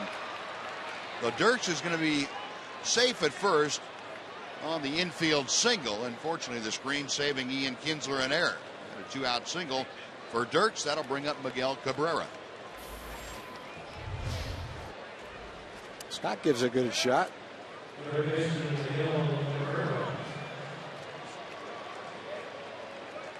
Buddy, you played on other teams. Do other teams have the same kind of alumni weekends that the Rangers do? You know, and I was just talking to Jenny, who really does all the legwork here. And of course, Sonny has a lot to do with it as well. I haven't seen yet either, by the way, but Jenny Terrell does it outstanding job. Everything is first class. Everything is organized. And everything is done for us. I can't imagine it being done any better anywhere else. And the fact of the matter is it's not, a lot of the other organizations have had a lot of opportunity to do this. We haven't really been doing it for that long a period of time. Just because the Rangers have only been here since '72. But they do a great job. And my wife and my daughter came in, and along with my son and my grandson. So they can't do it any better than they're doing it. That's good to hear. I know that'll mean a lot to Jenny, mean a lot to Sonny, because I think they've made a conscious effort over the years to try to make it that way for all you guys when you do come back. So yeah, it's good that you feel that way. Yeah, and they do some things in spring training too, which I think is great. They bring some of the older players down, and of course one of our great friends, Bobby Jones, is still in the organization. Yeah. Who's there because he has to be, but he's. But it's nice to see those guys there.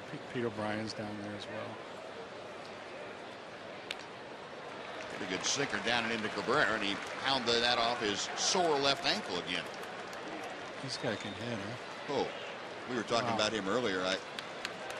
He is probably as complete a hitter as you can think of, at least that I can think of in the big leagues. He's just such a tough out and right-handed hitter. And, that's not an easy ballpark that he hits in. Right. In Detroit.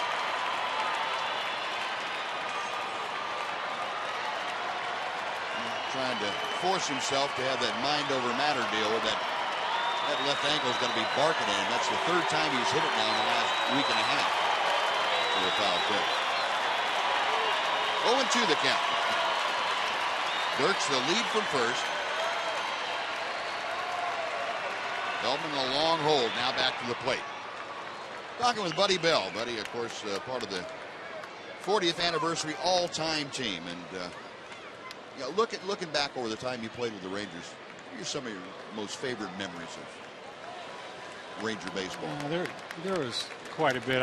As I mentioned before, Buzz, just coming to the ballpark and walking down that hill every day and walking out was a hard thing. I think in 1980 we had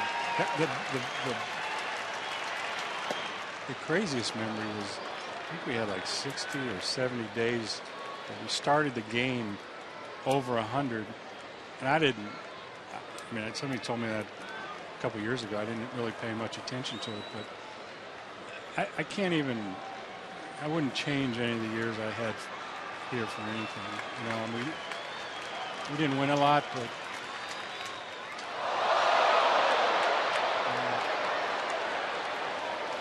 we had some good teams, but we never could get over the hump. The Angels back then, the Royals, were, of course, when you played for them, were always really tough, and we just never had the complete ball club that we needed. But played with some great players. Fergie, Gaylord was here. Sonny, who I still think was the most complete player that I played with. And I think part of that is just because he was a catcher, but playing the way he did in that kind of heat, you just don't see that anymore. Yeah. And he was averaging 150 games a year. And I just, I'm sure he's getting a lot of credit now, but not as much as he should, that's for sure.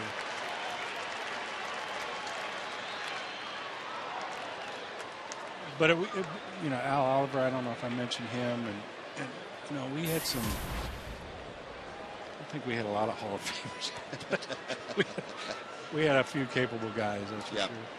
Yep.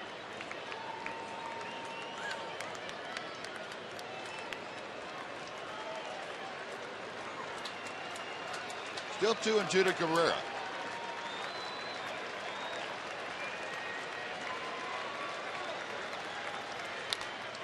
Little looper to right field. That's going to fall for a base hit.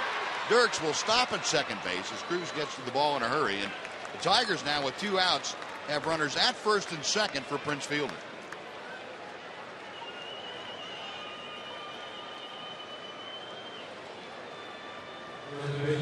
Scott made a lot of good pitches to Cabrera.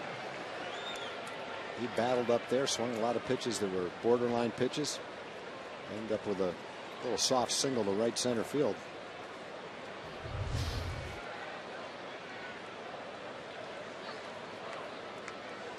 Good hitters will do that to you. Yeah. Make all the quality pitches, and all of a sudden they bloop one in somewhere. When you look at Cabrera and Fielder, we've talked about them a lot, but they're not just good hitters. They don't strike out very much. They walk about as much as they strike out. They're going to put the ball in play. 300 hitters, hit for power, hitting back to back in the middle of the lineup. Boy, that's tough to navigate by both of them. And Scott's going to have to do that after that infield hit that Dirks got. Good thing is, if he gets Fielder out, won't have to see him leading off the inning. The line on Feldman tonight. Rip and a miss by Fielder.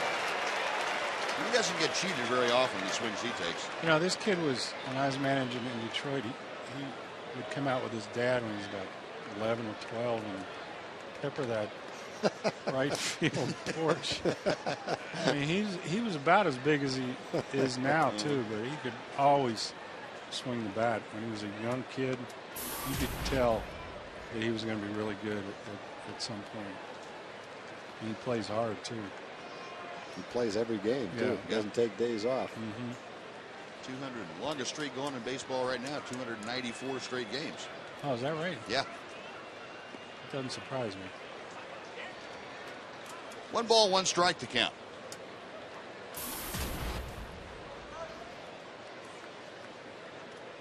Prince Fielder with those numbers, part of the reason why the Tigers have had such a good month of August thus far is Robbie Ross starts to get loose in the Ranger bullpen. Scott Feldman about ready to throw his 87th pitch of the night. Runners at first and second. And the pitch high and tight. It's 2 balls and a strike.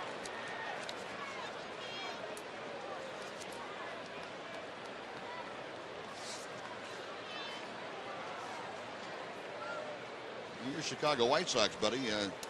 Team you're working for now, and a pretty good race with these Detroit Tigers. Yeah, we're hoping you guys do good tonight.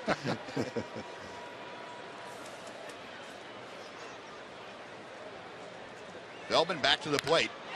Belted. The ballpark will not hold that one. It's gone.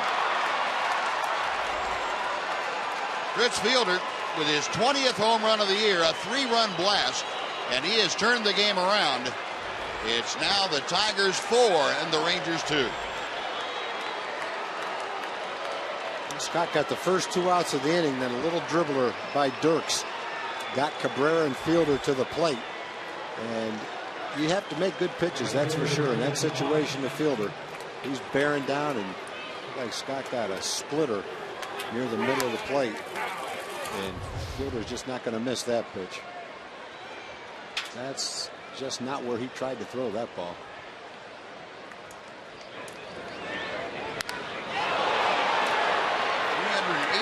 Feet on the blast by Prince Fielder. So that's going to do it for Scott Feldman tonight. He will leave trailing in this ball game in the 6th inning. Tigers have taken a 4-2 lead. Feldman very disappointed in the goings on here in the 6th inning. So he will leave. Robbie Ross coming on, and we'll take a short break. Be back to tell you about Robbie Ross right after this on TXA 21.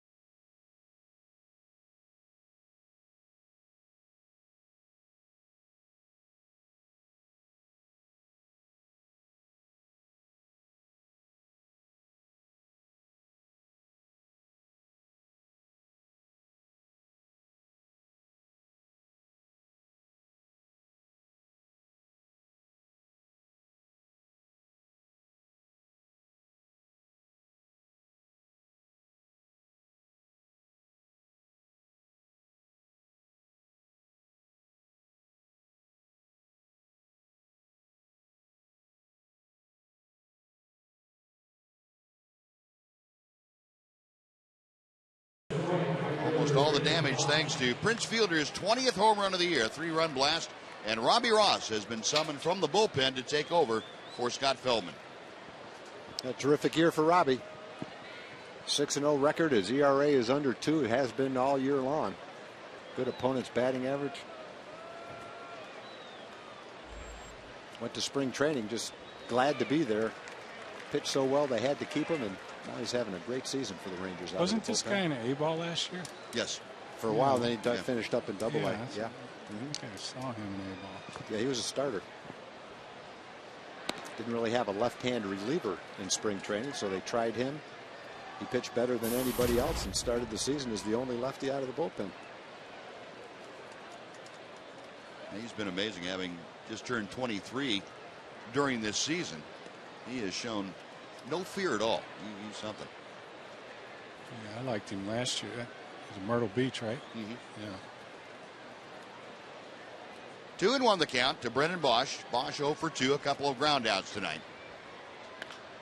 Out of play to the left, and the count is even. We're talking with former Ranger Buddy Bell, part of the 40th anniversary all-time team in for this weekend. A lot of things planned. What do you have going on tomorrow and on Sunday that the fans are going to be involved with? I'm not sure exactly what the timing of this thing is. I guess, with Eric being inducted, that's really, regardless of being named to the all-time team, I would have been here for Eric's induction anyway. I think Eric's first year was my first year here in '79, I believe. Right. So he's been a friend for a long time and does a great job. And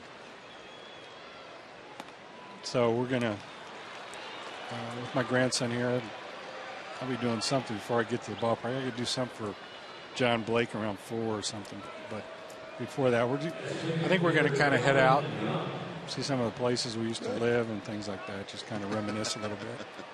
That's what you do when you get old, I guess. Emo still lives in the same house right across the street from where you live. Yeah, Jim that's Kern. right. Yeah, and I saw him last year when I was here. And he looks pretty much the same. Yeah. Well, those first 2 outs happened pretty quickly, but it's been a long time since Jackson struck out for the second out. You really can't beat this area. No, you're right. Great area. Especially our boys really more or less grew up here. It's a great place for kids to grow up, and now with this beautiful ballpark, it's a nice place to come and watch the Rangers play. Ross with a 1-0 pitch. That's lined to right field. That's going to be down for a hit, and it's going to roll to the wall. Bosch being waved around third. There will be a throw from Kinsler, but it's cut off. And sliding in with the 4th run of the inning, Brennan Bosch makes it a 5-2 Tiger lead as Delman Young plugs that gap in right center for the RBI 2-bagger.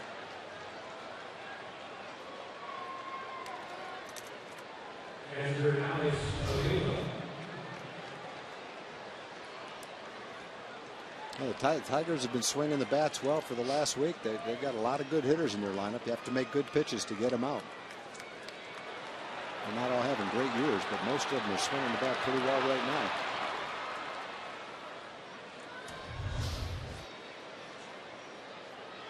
So Young at second. Now Alex Avila, who is 1 for 1 officially tonight, will step in. Avila, a walk and a single this evening. Ross's first pitch, waved at and missed. It's 0-1.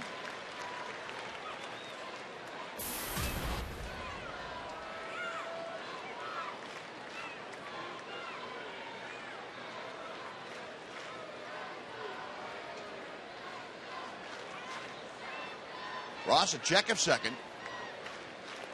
And the pitch low and outside. Robbie Anna replacing Scott Feldman tonight. Feldman went the first 5 2/3 innings. Allowed 6 hits, 4 runs, all of them earned. A home run to Prince Fielder, the big blow in this ball game. 1 walk, 2 strikeouts. And Ross back to the plate, missed low and outside. It's 2-1.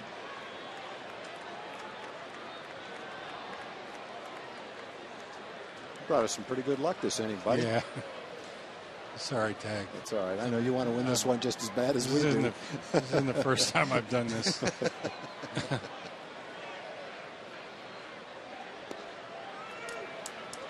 3-1 to Avila. Robbie Ross struggling a bit with his command here tonight, as you get an idea of what's going on up in Chicago, where the A's have a 3-2 lead over the White Sox. That ball game in the 7th. Chopper foul outside first. The count is 3-1 or 3-2. Excuse me.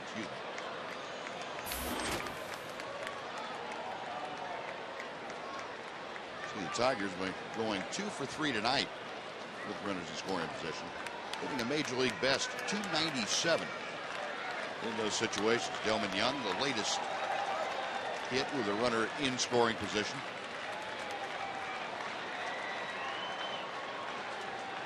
Ross with the payoff pitch. Inside, ball 4. Avila draws the second walk issued by Robbie Ross. There are 2 on now for Johnny Peralta. And Mike Maddox going out to the mound.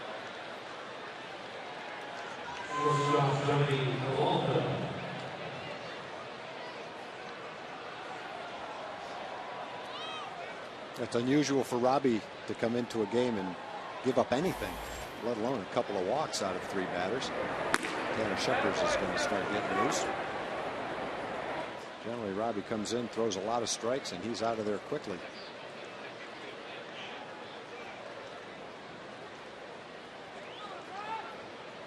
Mike Maddox, a little reinforcing shot to the chest. Come on, big guy. You got him. So 2 on, 2 out. Johnny Peralta stepping in, the 9th Tiger to come to the plate here in the 6th inning.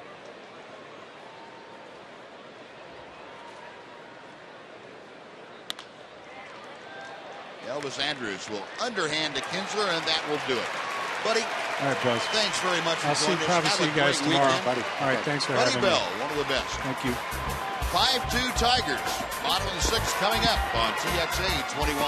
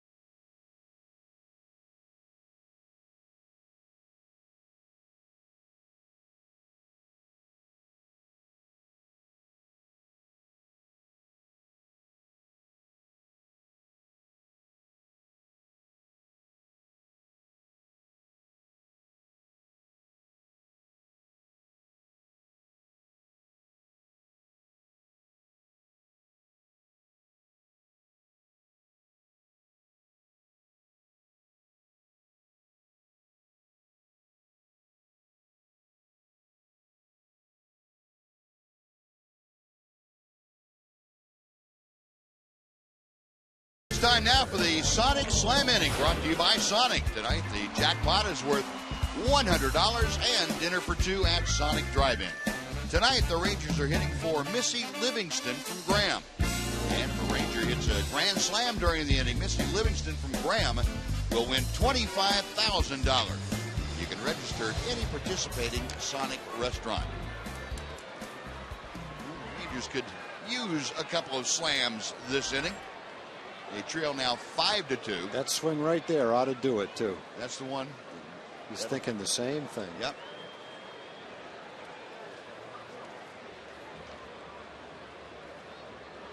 Michael Young, David Murphy, and Mike Napoli. First 3 Ranger hitters do face Max Scherzer. The pitch high and outside for ball 1. Oh, tough inning. Rangers couldn't get out of the inning. Scott got the first 2 outs quickly and easily. And then a little infield dribbler by Dirks just started the whole mess. 1-1 to Michael. In fact, there was a dribbler by Dirks and a little blooper by Cabrera before the home run by Fielder. And to pitch Scott probably feels he'd like to try over again. Through the splitter. Got it way up in the strike zone. 2-1 as that pitch goes all the way to the backstop. Michael 1 for 1 officially tonight. As you see, double-barreled action out in the Tigers bullpen. Downs and Villarreal starting to get loose. Downs, the left-hander. 2-1 pitch to Young.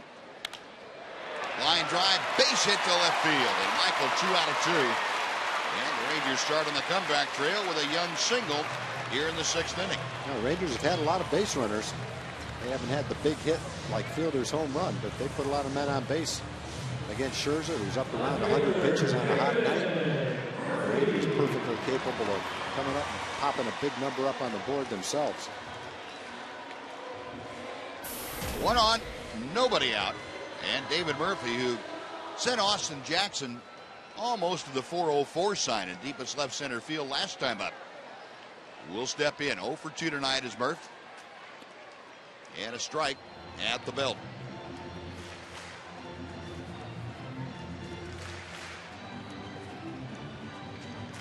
David checking with Dave Anderson down there at third. Michael Young got the signs from the third base coach.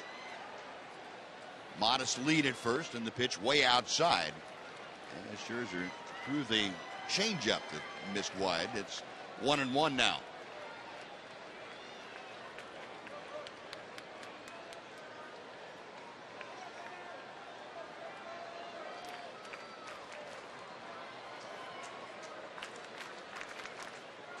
Next pitch from Scherzer. Ooh, good rip by Murphy. Swing right there. Right on it and just fouled it straight back. We'll look at the pitch count by inning for Max Scherzer. More the second and third long innings, but he's been able to stay in there until his ball club could catch up and pass the Rangers. And doubtful that Jim Leland will go a long way with him. The 1-2 pitch. And the count evens.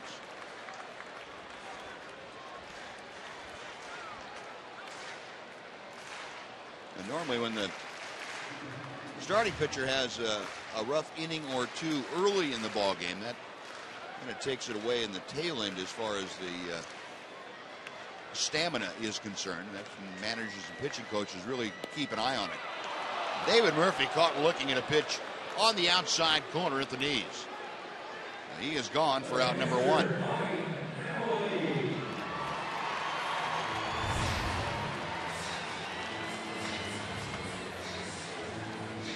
Close to being a strike, but actually it's not a strike. David has talked a lot the last couple of weeks about moving up on the plate 3 or 4 inches so that he wasn't as susceptible to the pitch on the outside corner. But that eliminated the 3 or 4 inches he moved up on the plate and was called a strike anyway. Mike Napoli fouls back the first pitch. It's 0-1. Napoli hit the ball right on the nose last time up and lined out to center fielder Austin Jackson.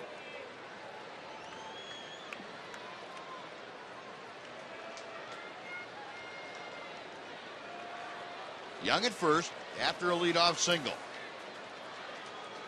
The 0-1 pitch. And that is a strike down and away. It's 0-2. Scherzer with 6 strikeouts now tonight. He had half those in the first 2 innings, and Rangers have worked him pretty well.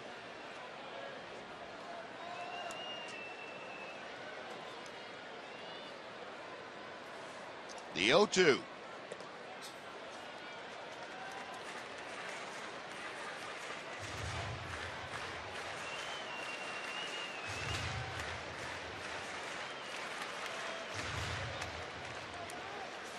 Tapley trying to collect his thoughts, get back in that batter's box.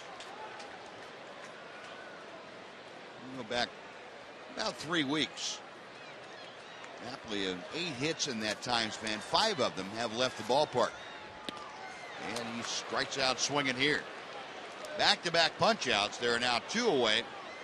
And Mitch Moreland coming up. 7 strikeouts for Max Scherzer.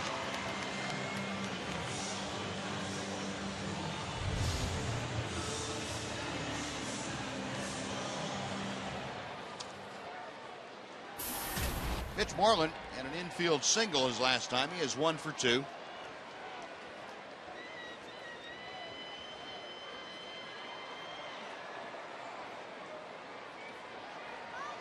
Huge crowd, fairly silent since early in the ball game for the Rangers. Swing and a miss on the changeup.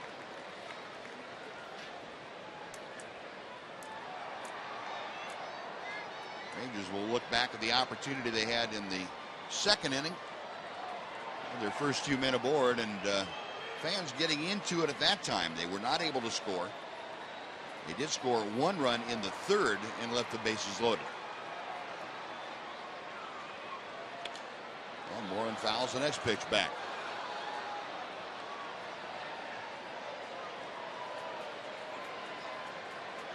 Rangers out hitting the Tigers tonight, 8-7.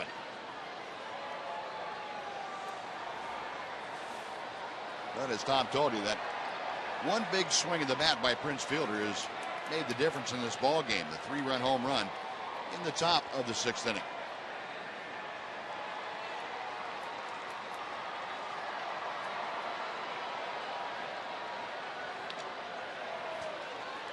Good 0-2 pitch right there. Not exactly where Scherzer wanted to throw it.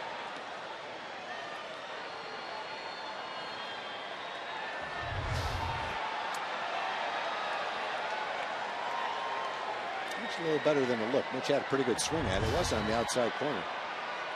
Mitch still had a good swing at it.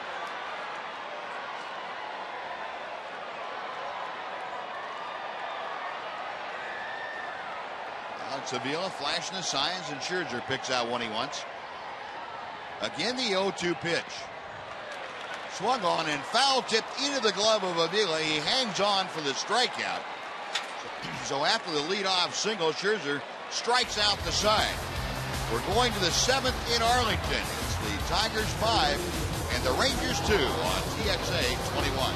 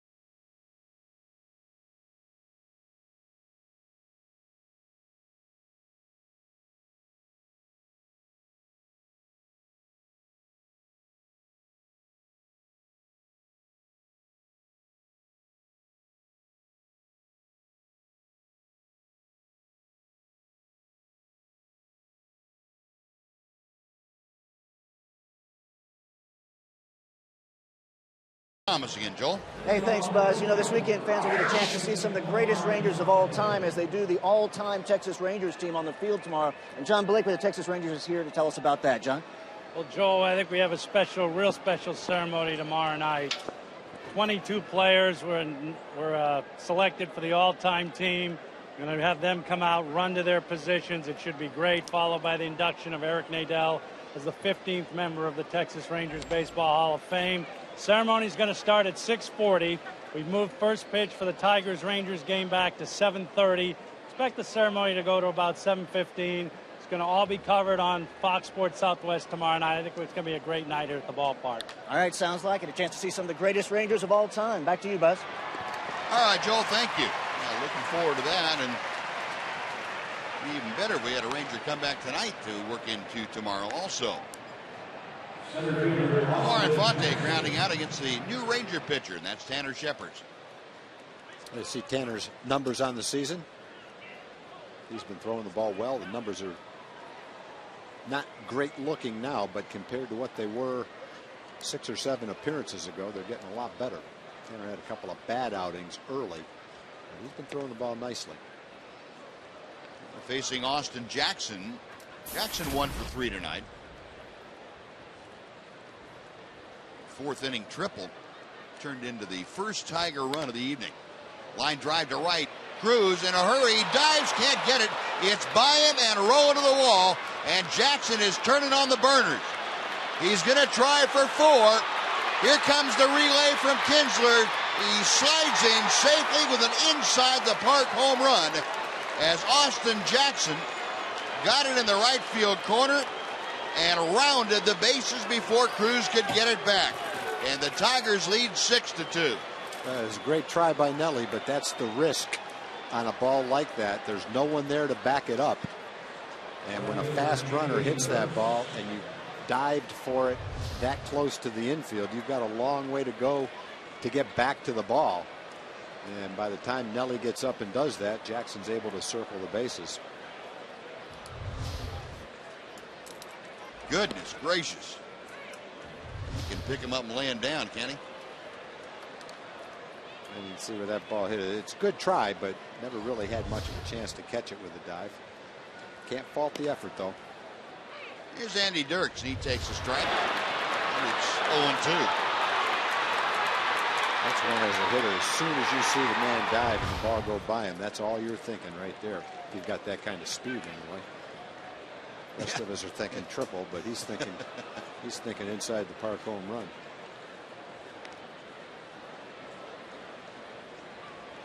Well, the second home run of the night by the Tigers. They now have 114 for the season. They came in 9th in the American League. 1-2 the count to Andy Dirks.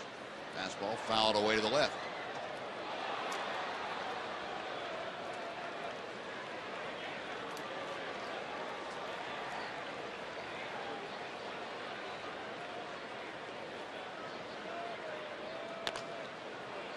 High chopper over the mound. Getting rid of it quickly is Elvis Andrews. Oh, quick hands by the Rangers shortstop. Nice play by Elvis. Both close plays. Infante's ball up the middle was a close play at first base. So was Dirks. Nicely done by Elvis.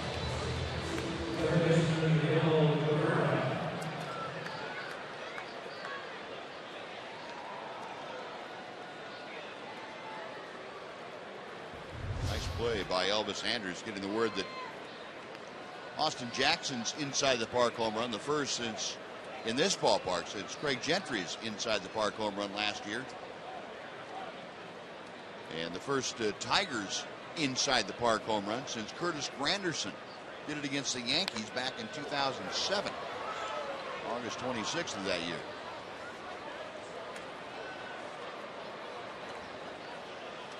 That's the first against the Rangers since Grady Sizemore turned that trick right here in Arlington back in 2006. Sizemore, of course, with the Cleveland Indians. 1 ball, 1 strike, the count to Miguel Cabrera, who's 2 out of 3 tonight. Drove in his 96th run of the year back in the 4th inning with a single. And he swings. It's a towering pop-up to shallow right field. Cruz coming on, plenty of time to get there. And he drops the ball. Cabrera going for second. He will make it with a slide. And Nelly Cruz Picking out that one hand with a glove on it. Just had it pop right out of it.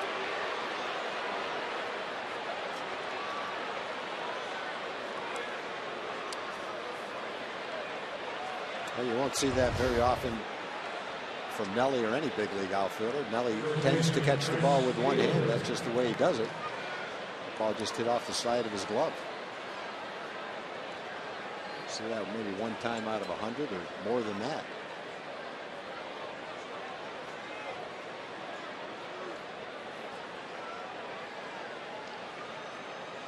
That look on his face says it all right there. Eyes get big. So I can't believe that just popped out. You know, Mike Maddox out to have a talk with Tanner Scheppers, who has had a couple of things go wrong in the inning. And Mike Maddox wanted to make sure that the 25-year-old right-hander is well grounded before he makes the next pitch to Prince Fielder. Well, the first error of the ball game for either ball club. And they're going to intentionally walk Fielder after Prince had that 3-run home run last inning. That'll bring up Brennan Bosch after the intentional pass with runners at first and second and 2 outs here in the 7th inning.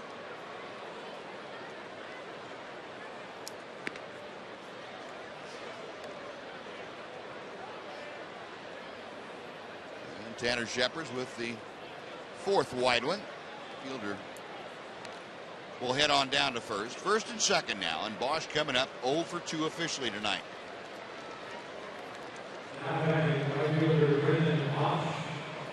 Bosch a walk and a run scored in the 6th inning. He was the first hitter that Robbie Ross faced, and he came into the ballgame. And one of the 2 walks that Robbie issued tonight, uncharacteristically. The Bosch up there with Cabrera at second and Fielder at first. A 6-2 Tiger lead. The first pitch from Scheppers is a bit high for ball 1.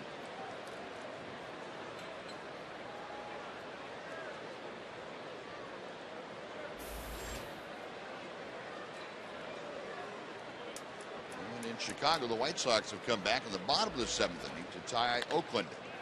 Bosch swings and lofts it out of play to the left. It's 1-1.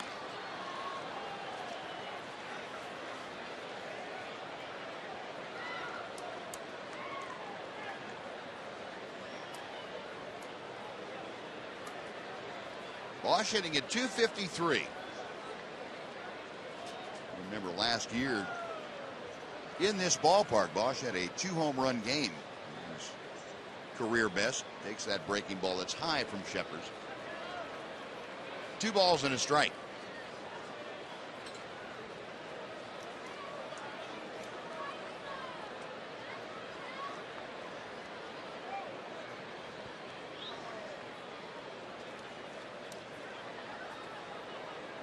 Pitch on the way.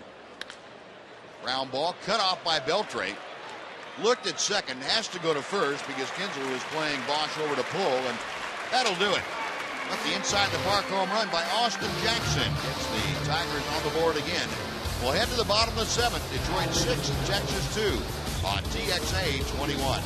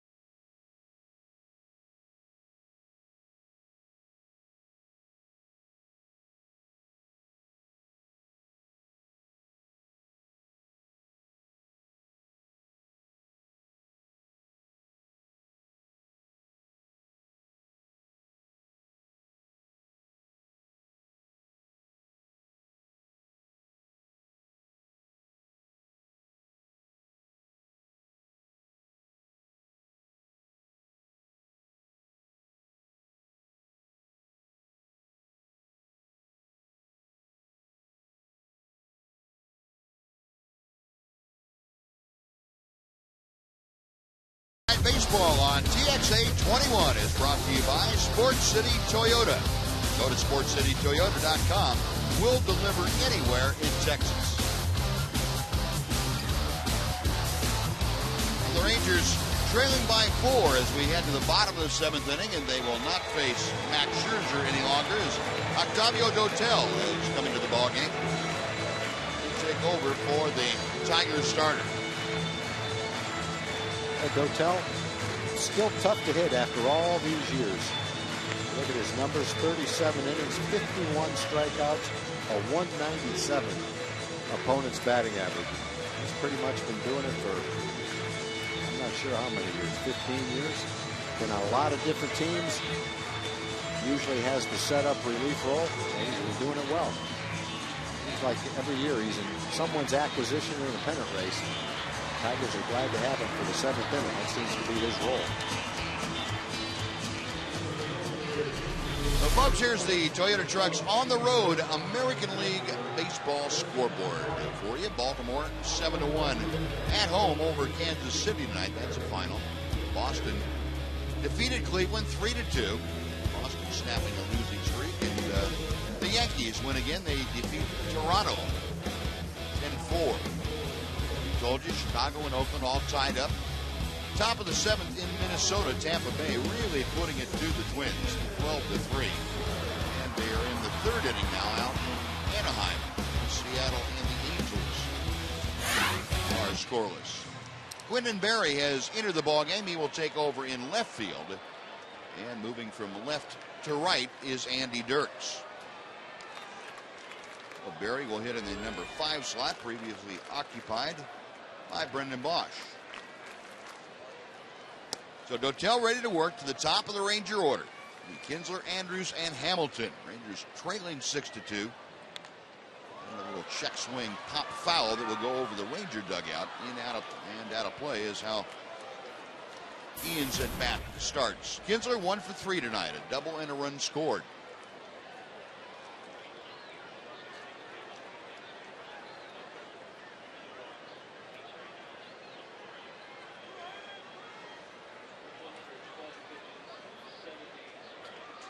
Dotel, the veteran right-hander, deals, and Kinsler fouls it back. Ian down in the count. No balls, 2 strikes.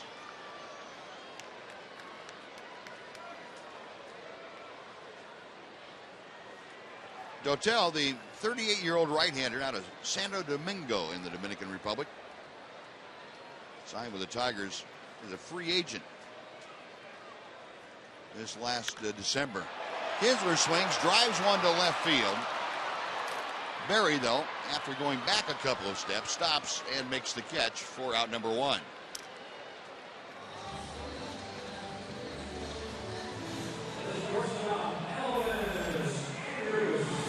And Mark Lowe, newly activated as of this afternoon by the Rangers, getting ready in the right field bullpen.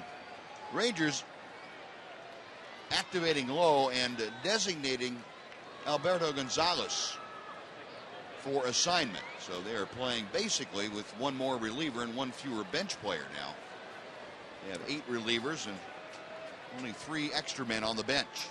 Ron Washington doesn't pinch hit much for the lineup, so you really don't need the extra player as much as you need the extra pitcher. Coming up on a stretch where the Rangers will be playing basically for 3 straight weeks. Elvis Andrews smoking a ball to third, but he was picked cleanly by Miguel Cabrera, and that's out number 2. Now here comes Josh.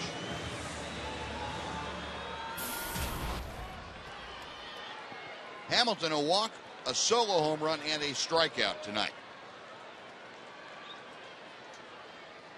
That home run tying him with Adam Dunn for the major league lead, and he takes inside for ball 1.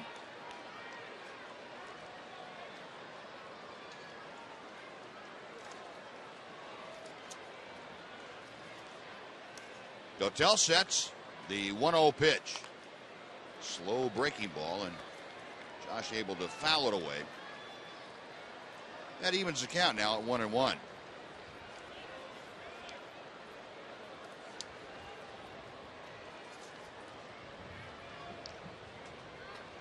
Hamilton hasn't faced Dotel all that much. He's one at bat, and he struck out in that at bat against the right-hander.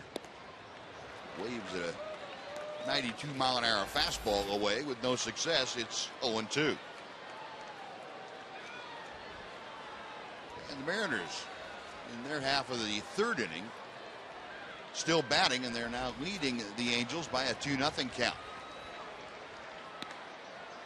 Just outside, Josh eyeballing it. It's 2-2. Felix Hernandez, by the way, on the hill tonight for Seattle in that ball game.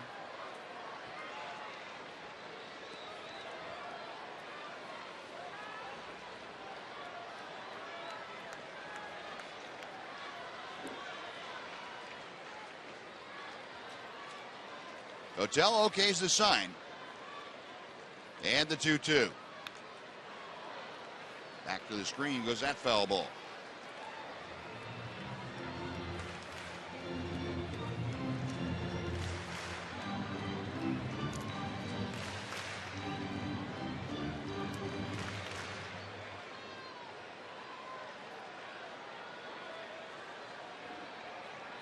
Again, the 2-2 pitch. And again, Hamilton able to get a piece of a pitch down and in. That 79-mile-an-hour breaking ball from Dotel.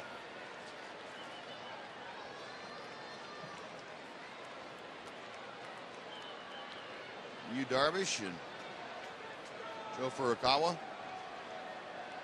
up against the support out there for the screen in front of the Ranger dugout. Darvish will be Sunday's starter here against the Tigers. Rick Porcello will oppose him. Tomorrow night, it'll be Derek Holland taking on Justin Verlander. This year with the Tigers is Dotel's 7th team in the last 4 years. And he had a bunch of teams before that, too. Payoff pitch hit out of play to the left. Yeah, he's traveled around a lot. Matter of fact, he was basically out of baseball in the 2006 season. Played much independent baseball that year after starting off with the Gulf Coast League Yankees and trying to work his way back.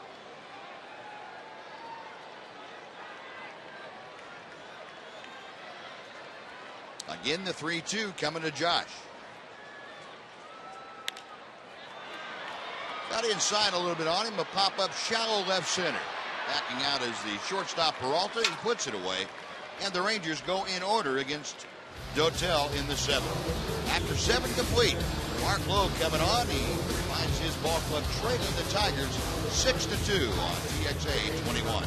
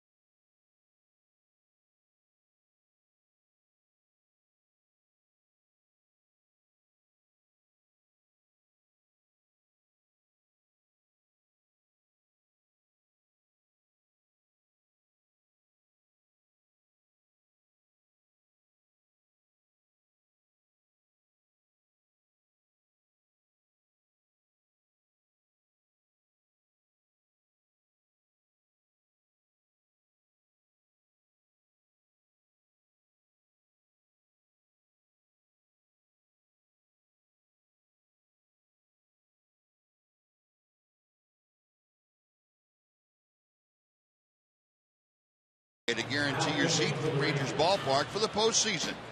And the Fan's Choice 20 game plan is still available, but only until August the 20th. You can choose from 10 different locations, starting at only $100 per plan.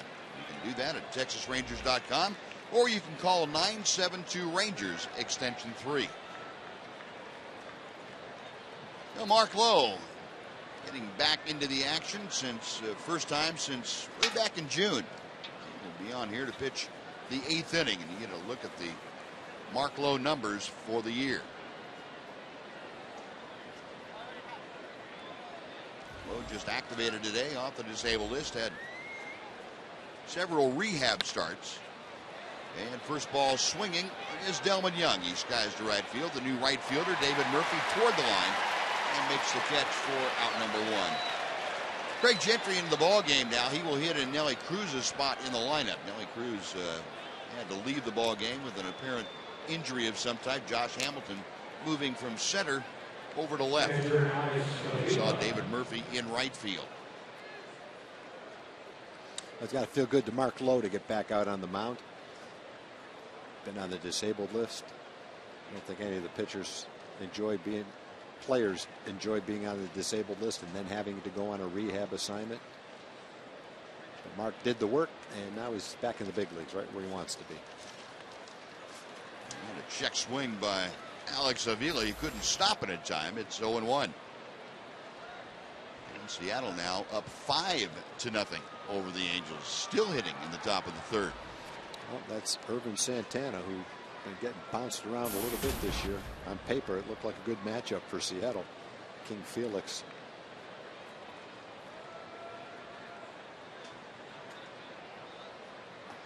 Avila 1 for 1 officially. A couple of walks and a single. Breaking ball from Lowe is low and inside. 1-1.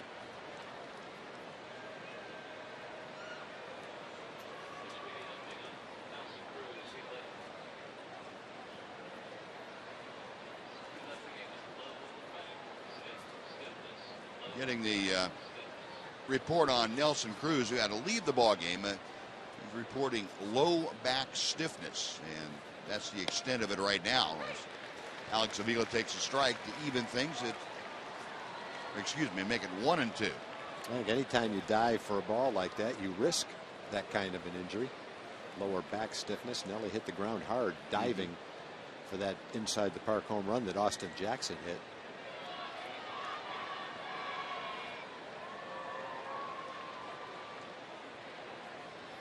Lowe's 1-2 pitch. Check swing and just did miss the strike zone. It's 2-2.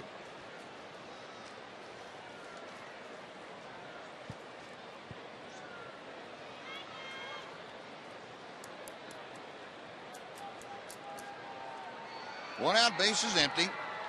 Alex Avila up there. He's the number 7 hitter in the Tigers' order of things here tonight, and Mark Lowe ready to work to him. Inside, the count has now gone full. Well, Avila trying to get aboard for the bottom of the order. Johnny Peralta will follow him and face Mark Lowe next.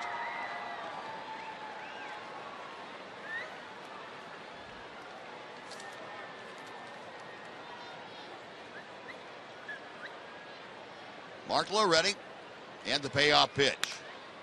Hammer to right center field. It's going to be in the gap and go to the wall before Gentry can grab it. Avila into second base.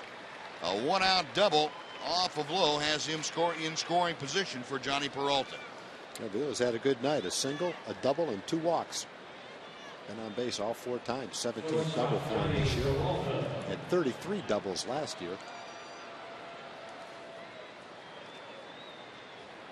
Craig had moved around toward left center field, expecting Avila most of the time to hit the ball the opposite way, which he did for his single.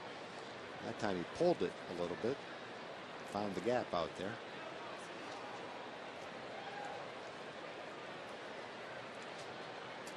Now Johnny Peralta steps to the plate, 0 for 2 tonight. Make that 0 for 3 tonight. And first ball swinging, he pops it up on the right side. Ian Kinsler letting David Murphy know he has it, and Ian puts it away. That's out number 2, and Omar Infante will be next.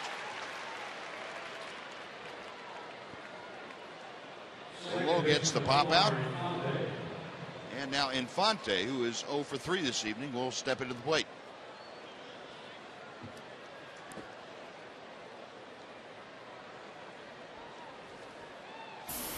And Mark Lowe coming back off a stint on the disabled list. He had that right intercostal strain down there in the rib cage, the right rib cage area. Missed 36 ball games. And misses low and outside for ball 1. Mark put on the disabled list June 26th.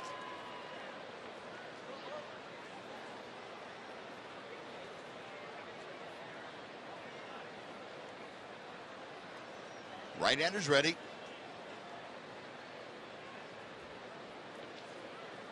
And he will bluff a move back to second.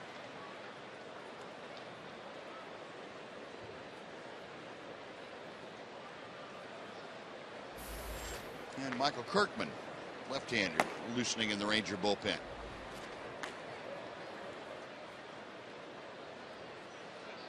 Lowe, the 4th pitcher used tonight by Ron Washington. Trying to get out of this 8th inning unscathed. Throws a breaking ball that's outside to Infante. 2 balls, no strikes.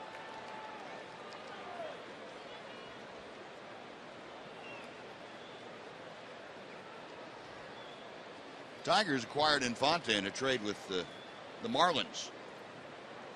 Infante, always known for his defensive skills as a second baseman.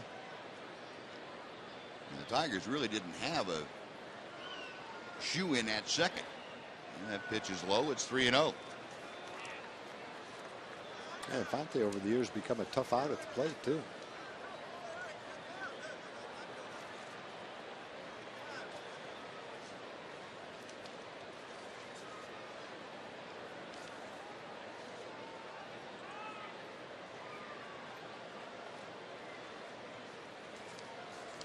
Three balls, no strikes to count. Austin Jackson will be the next Tiger hitter, and he will either hit in this inning or he will lead off the 9th as Mark Lowe throws a strike.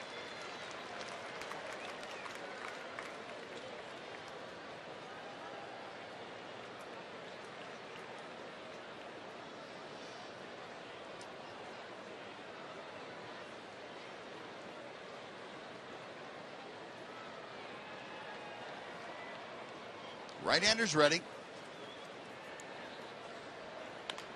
And the 3-1 pitch chopped foul near the bag at third, but Adrian Beltre fielding it on the foul side of the bag, so the count is full now to Infante.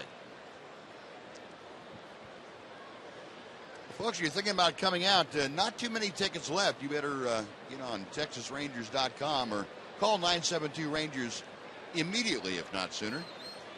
Tomorrow, just obstructed view and some standing room tickets. And Sunday, about 1,500 reserved seats left. So some obstructed view and standing room will go on sale when those are gone. But get your tickets for the big weekend here. Infante draws the 2-out walk. That puts runners at first and second for Austin Jackson.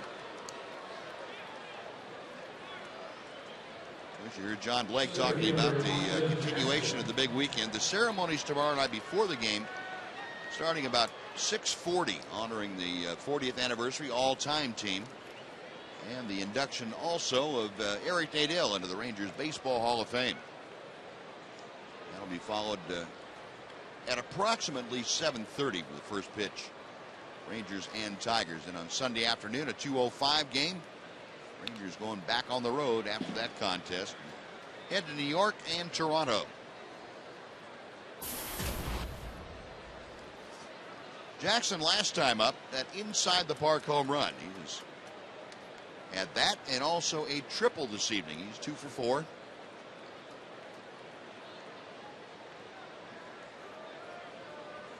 Avila, the runner at second, Infante at first. Lowe gets the sign he wants for the 0-1 pitch. 1-1.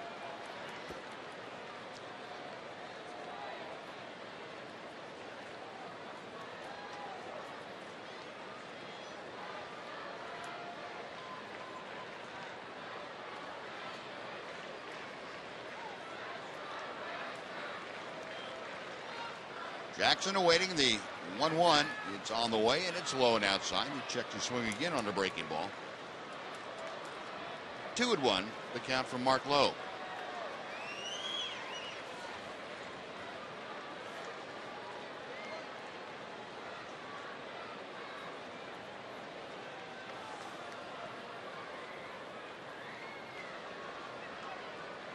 Lowe about ready to throw his 18th pitch of his outing here in the 8th inning.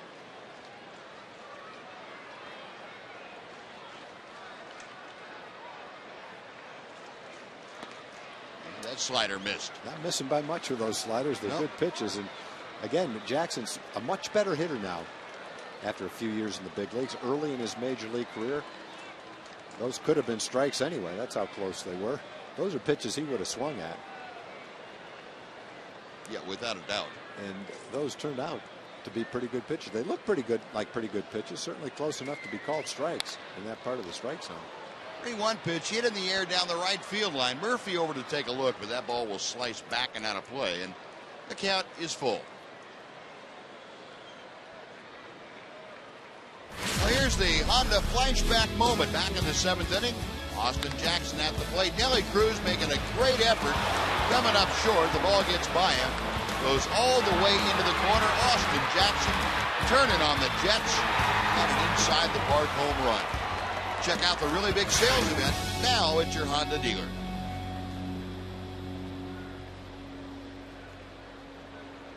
Multiple sports star up at Denton Ryan High School. Chose baseball, or baseball chose him, whichever way you want to look at it. And the right choice for both. The chopper foul. And the count remains full.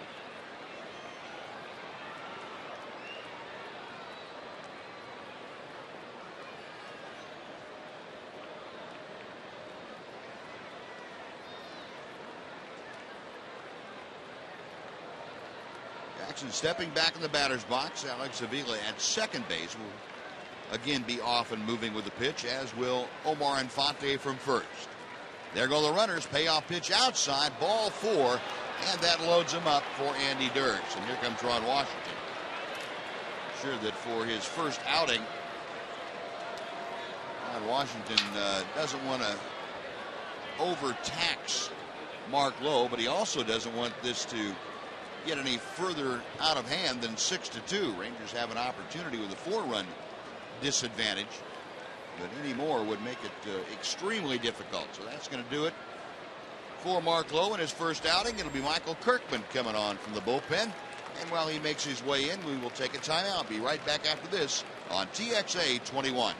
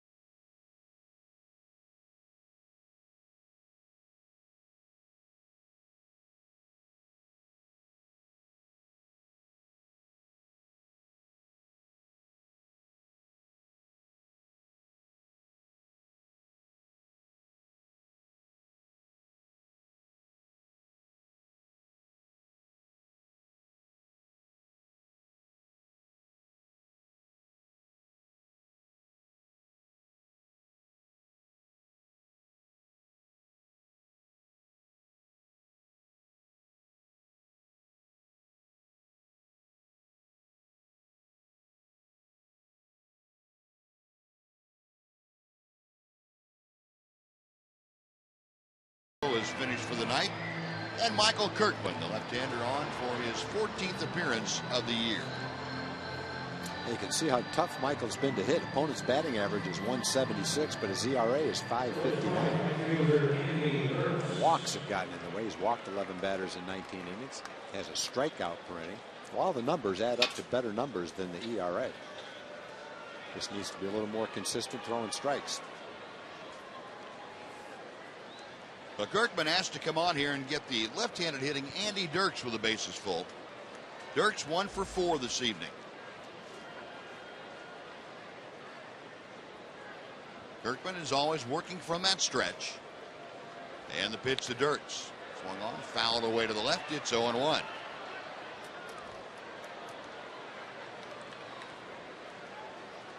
Dirks tonight an infield single and a run scored in that 6th inning. He was one that really got the ball rolling in a downhill attitude against Scott Feldman. Feldman got the first 2 outs of that 6th inning, and Dirks hit that little dribbler that got him on first base. Kirkman missing inside. And then the little blooper off the bat of Miguel Cabrera. Both of those prior to Prince Fielder's launch of his 20th home run of the year. That turned the ball game around from a 2-1 Ranger lead to a 4-2 and eventually 5-2 Tigers lead. Breaking ball, and that stays inside to Dirks. It's 2-1. Well, the Angels coming back in their half of the 3rd inning against Felix Hernandez have scored 3, and they're still batting.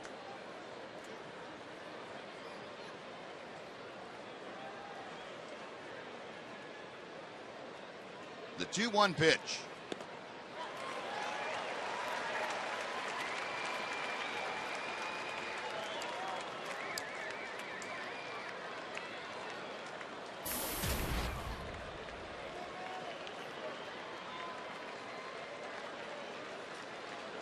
Dirks with runners in scoring position, pretty good as the entire Tiger team is. 296. Fouls back that next offering. It's still 2-2. Dirks just was activated off the disabled list.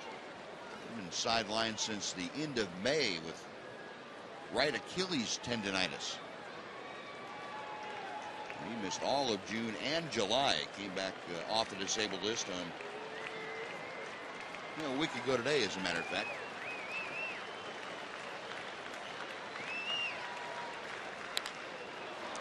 Poke to right field, moving back a little bit toward the alley also. David Murphy puts it away, and Michael Kirkman gets Dirks to sky out. The Tigers leave the bases full on a hit and a couple of walks. Rangers come to bat in the bottom of the 8th inning. It's the Tigers 6, the Rangers 2 on TXA 21.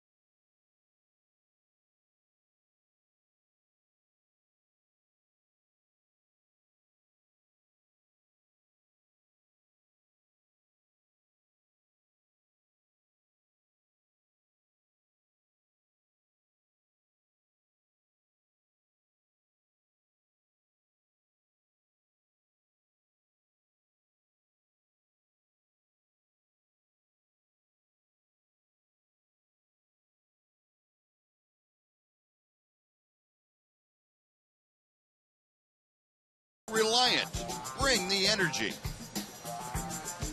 The Rangers significant number of hits. That would be a total of 8 of them. But as you can see, they're not, other than the first 3 batters, not grouped together very well. So not a lot of cashed-in opportunities when they presented themselves.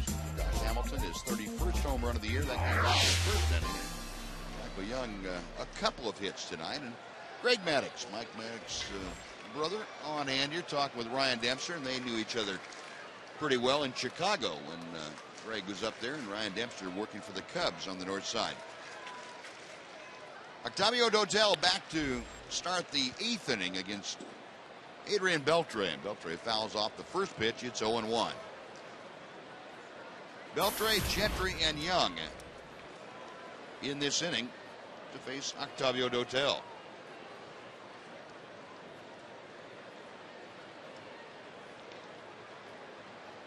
Right-hander back to the plate. And Beltre pops this one foul on the right side and out of play.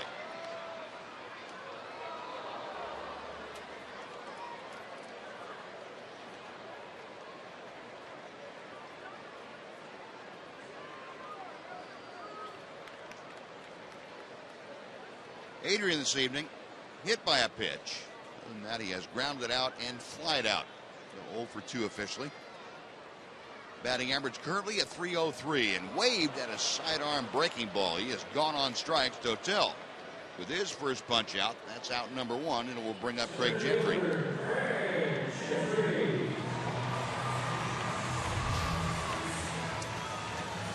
Good old slider by Dotel. Adrian thought he could reach that one, but it just kept breaking away from him. Well, Dotel over the years has come up with some pretty good tricks. There's the final from Chicago as the White Sox came back to defeat Oakland on Jordan Danks. Round tripper. Wow. As the White Sox win 4-3 over the Athletics. Yeah, he's been getting a chance to play since Diaza got hurt.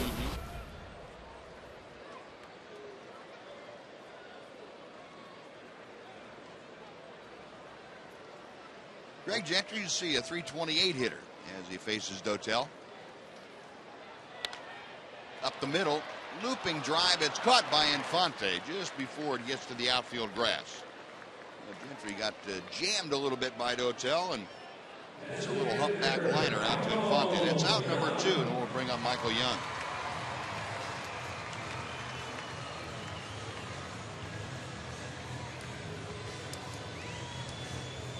When you saw our box score, Michael Young, the only Ranger with a pair of base hits that's still in the ball game. Nelly Cruz had 2, but he was forced to leave the game with some lower back tightness. And Nelly's been swinging the bat well too. Hopefully that's nothing serious. Yeah, just a day-to-day thing. Precautionary. Attaboy, Mike. And make Michael Young 3 out of 3 as he bangs the first pitch he sees from Dotel to right field. Oh, we're talking about Alex Avila being on base 4 times. Michael's done it too. A walk and now 3 singles. The more you see Michael hit the ball like that, the more you know he's getting in one of his grooves. That's pretty much him right there.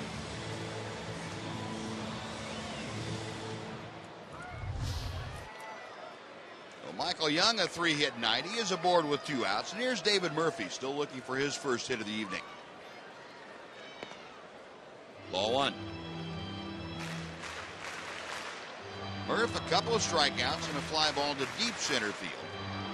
All 3 of those bats against Max Scherzer, the starter. Scherzer worked the first 6 innings. Allowed the 2 Ranger runs on 8 hits. He walked 2 and struck out 8. Octavio Dotel has been on since the 7th inning. Retired the first 5 that he faced before Michael Young's 2-out single here.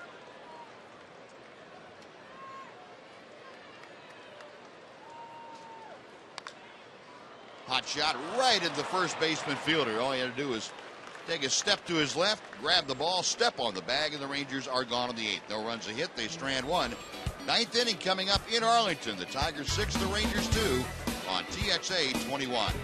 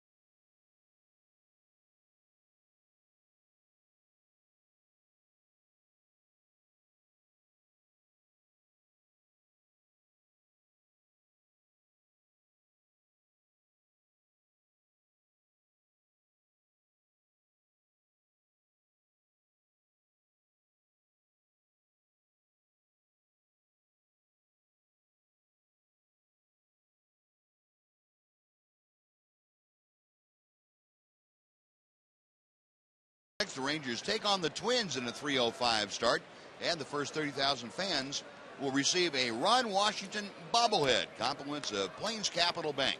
Get your tickets today at TexasRangers.com or call 972-RANGERS.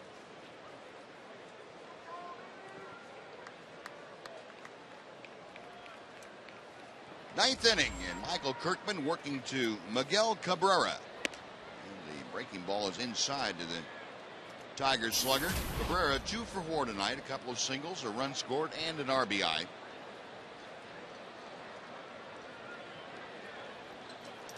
Kirkman came on to retire the last hitter of the 8th inning, and now goes to work to Cabrera. He falls behind 2-0.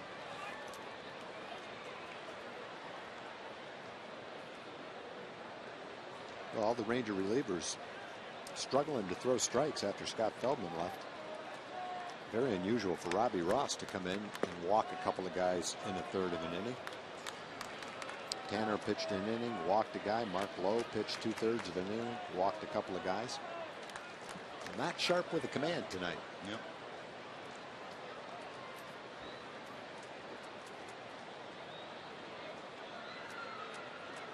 Michael Kirkman, the 3-0 pitch, and that is a strike to Cabrera. Until the Tigers bunched two little soft hits and a home run off Scott Feldman, he was pretty much pitching his typical game. He was 1 out away from going 6 innings and giving up 1 run. Right on track to pitch another game just like he'd been throwing. That foul ball fills the count to Cabrera with Prince Fielder waiting in the on-deck circle. Yeah, and it didn't look like it was a case of Scott all of a sudden losing it. It just no, not really. The stars kind of aligned for those 2 little bloopers, and then makes a mistake, and Fielder hits it out of the ballpark. Yeah, it was just 1 bad pitch to Fielder, cost him 3 runs. Cabrera skies one to right field, not very deep. Come on, David Murphy. That is out number 1.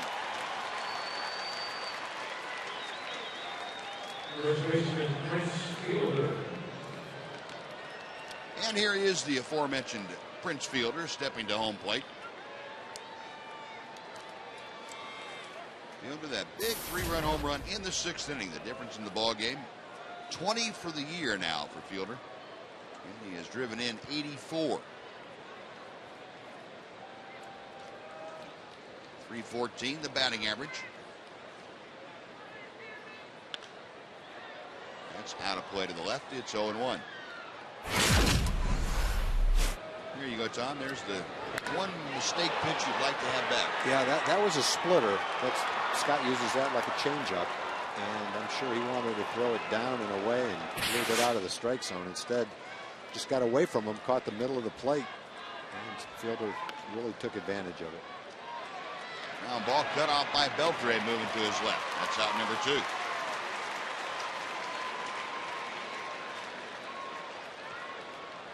I think there ought to be a rule that if a pitcher can yell timeout before the ball gets to home plate, the pitch doesn't count. He has to do it over again. Yeah, gets one of those a game, kind of like a mulligan.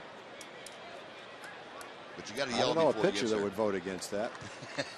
A lot of hitters might not like that rule. Boy, and there have been times too. The ball comes out of your hand, you know right away as soon as it leaves your fingertips. That's not good. That's Pop not it very up. good. Yeah. Quentin Berry is swing and a miss. Well, that's the other side of it. You know, in the course of the game, you know, we talk about sometimes where pitchers make a mistake on balls that we see hit. Doesn't mean there's not a lot of balls that aren't hit on the same kind of pitch. Yep. And we say, boy, he made one mistake tonight, the ball that Fielder hit. Well, maybe he made some others that just weren't hit. Oh, I would almost guarantee you that he did. If you talk to Scott, he said, well, not terrible mistakes because they didn't hurt us. Right. But, yeah, there were some pitches that I didn't execute well and didn't get where I wanted to, and they either got taken or hit foul or maybe popped up every once in a while. Yeah. It's hard to throw a game and make 115 perfect pitches. Sure. 0-2 pitch. Ouch. Yeah, it's going to sting the fist. Kinsler takes care of it. Berry retired, and Michael Kirkman works a 1-2-3 ninth. Well, the Rangers have some work to do. They're coming to bat in the bottom of the ninth. They got Napoli, Moreland, and Kinsler to start it off, trailing by 4 on TXA 21.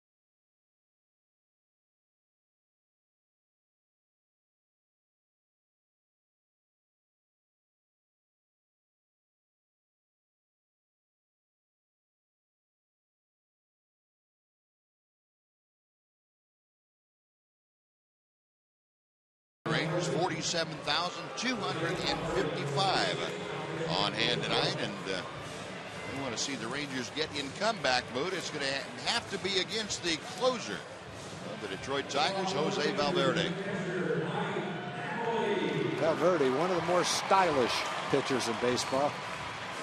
He does everything with a flair. Takes a stretch with a flair. You gotta love that stretch right there. Get a little upset with him sometimes when he pumps his fist after he punches somebody out, but for the most part, he looks like he's having a blast out there. That guy's, he's in his own world, boy. Yeah. He fits right. He fits the personality that you can imagine a closer needing to have. Yeah, and he's good. That's the bottom line. If he wasn't any good, it wouldn't be worth much. But he's good. There's our slam master. You got to get back out there. He's ready to go. He's all warmed up now. That kid's played a doubleheader in his mind tonight, boy. He's bearing down. Doesn't care what anybody in the stadium is doing except his mind. And he's been swinging that bat all night long. Yep, ready to go. Mike Napoli leading things off against Valverde.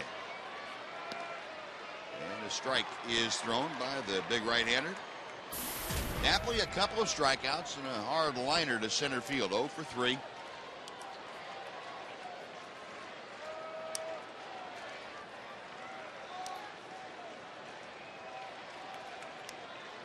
Hits are even in this ball game at 9 apiece. But the Rangers trailing by 4.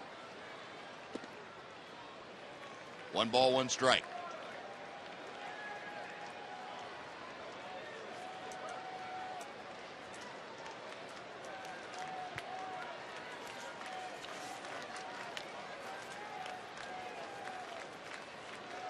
Could be spectacled Valverde out there, and facing man in Mike Napoli that he has faced several times, and Napoli turns on one and drives it deep, but just hooks foul down the left field line. Well, Napoli's pretty sure it was going to hook foul. He stood there and watched it, and ended up about 25 feet to the left of the foul pole. We're talking about Valverde, looking at the Tiger notes. Since 2010, when he joined the Tigers, he has the best save percentage in baseball. And his 97 saves are the most among American League relievers. So pretty much speaks to him being good. High and tight. That splitter got away from him a bit. And it's 2-2 now to Napoli. Yeah, 49 consecutive saves last year. That'll get your percentage up there. That will. That will. And he just kind of dismissed the people and said, well, he's always pitching with somebody on base. Goes into the game, and he's got a 2-run lead. The next thing you know, he gives up a hit and a walk, and he's in trouble. But he always got out of it. That was the big difference. Now the 2-2. And the count has gone full. And Napoli trying to get aboard to start off this Ranger 9th inning. Mitch Moreland waiting in the on-deck circle will follow Napoli to the plate.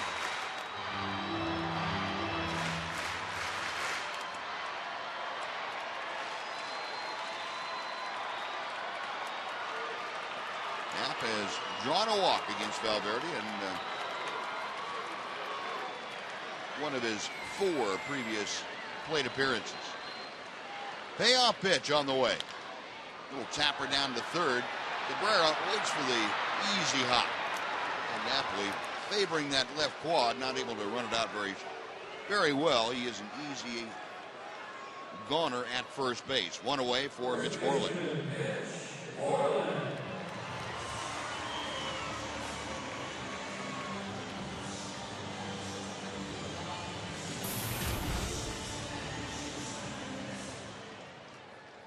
Mitch, as you see, 1 for 3 tonight.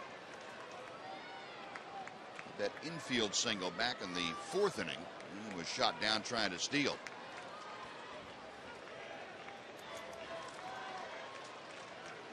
Moreland 0 for 3 against Jose Valverde.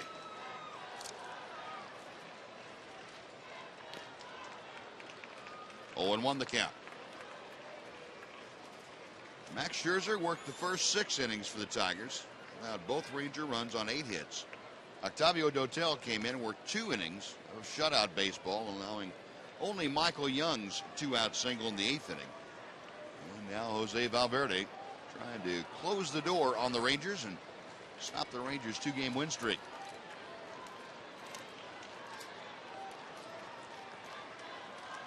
The 0-1. Base hit to center field for Mitch Moreland. Waited on that splitter very nicely, and Mitch aboard. And he will take the Rangers back to the top of the order for Ian Kinsler. Getting out of the way of that line drive just in case it was lower. Watch Valverde. Wow. I don't blame him. I'm not making fun of him. I'd do the same thing. You got a few hit back that you haven't, you Buzz. You don't wait to see how close it is. No, it's. If you see it, duck. Get out of the way. It doesn't matter just where it in is. case. There's Ian, who is 1 for 4 tonight, a double and a run scored. First ball swinging, double play ball to Cabrera. Infante back to fielder, and that'll do it. So the double play, 5-4-3, and that ends the Ranger opportunity in the 9th, and that ends the ball game as the Tigers take game 1 of this 3-game weekend series by a final of 6-2. We'll be back with more right after this. TXA 21.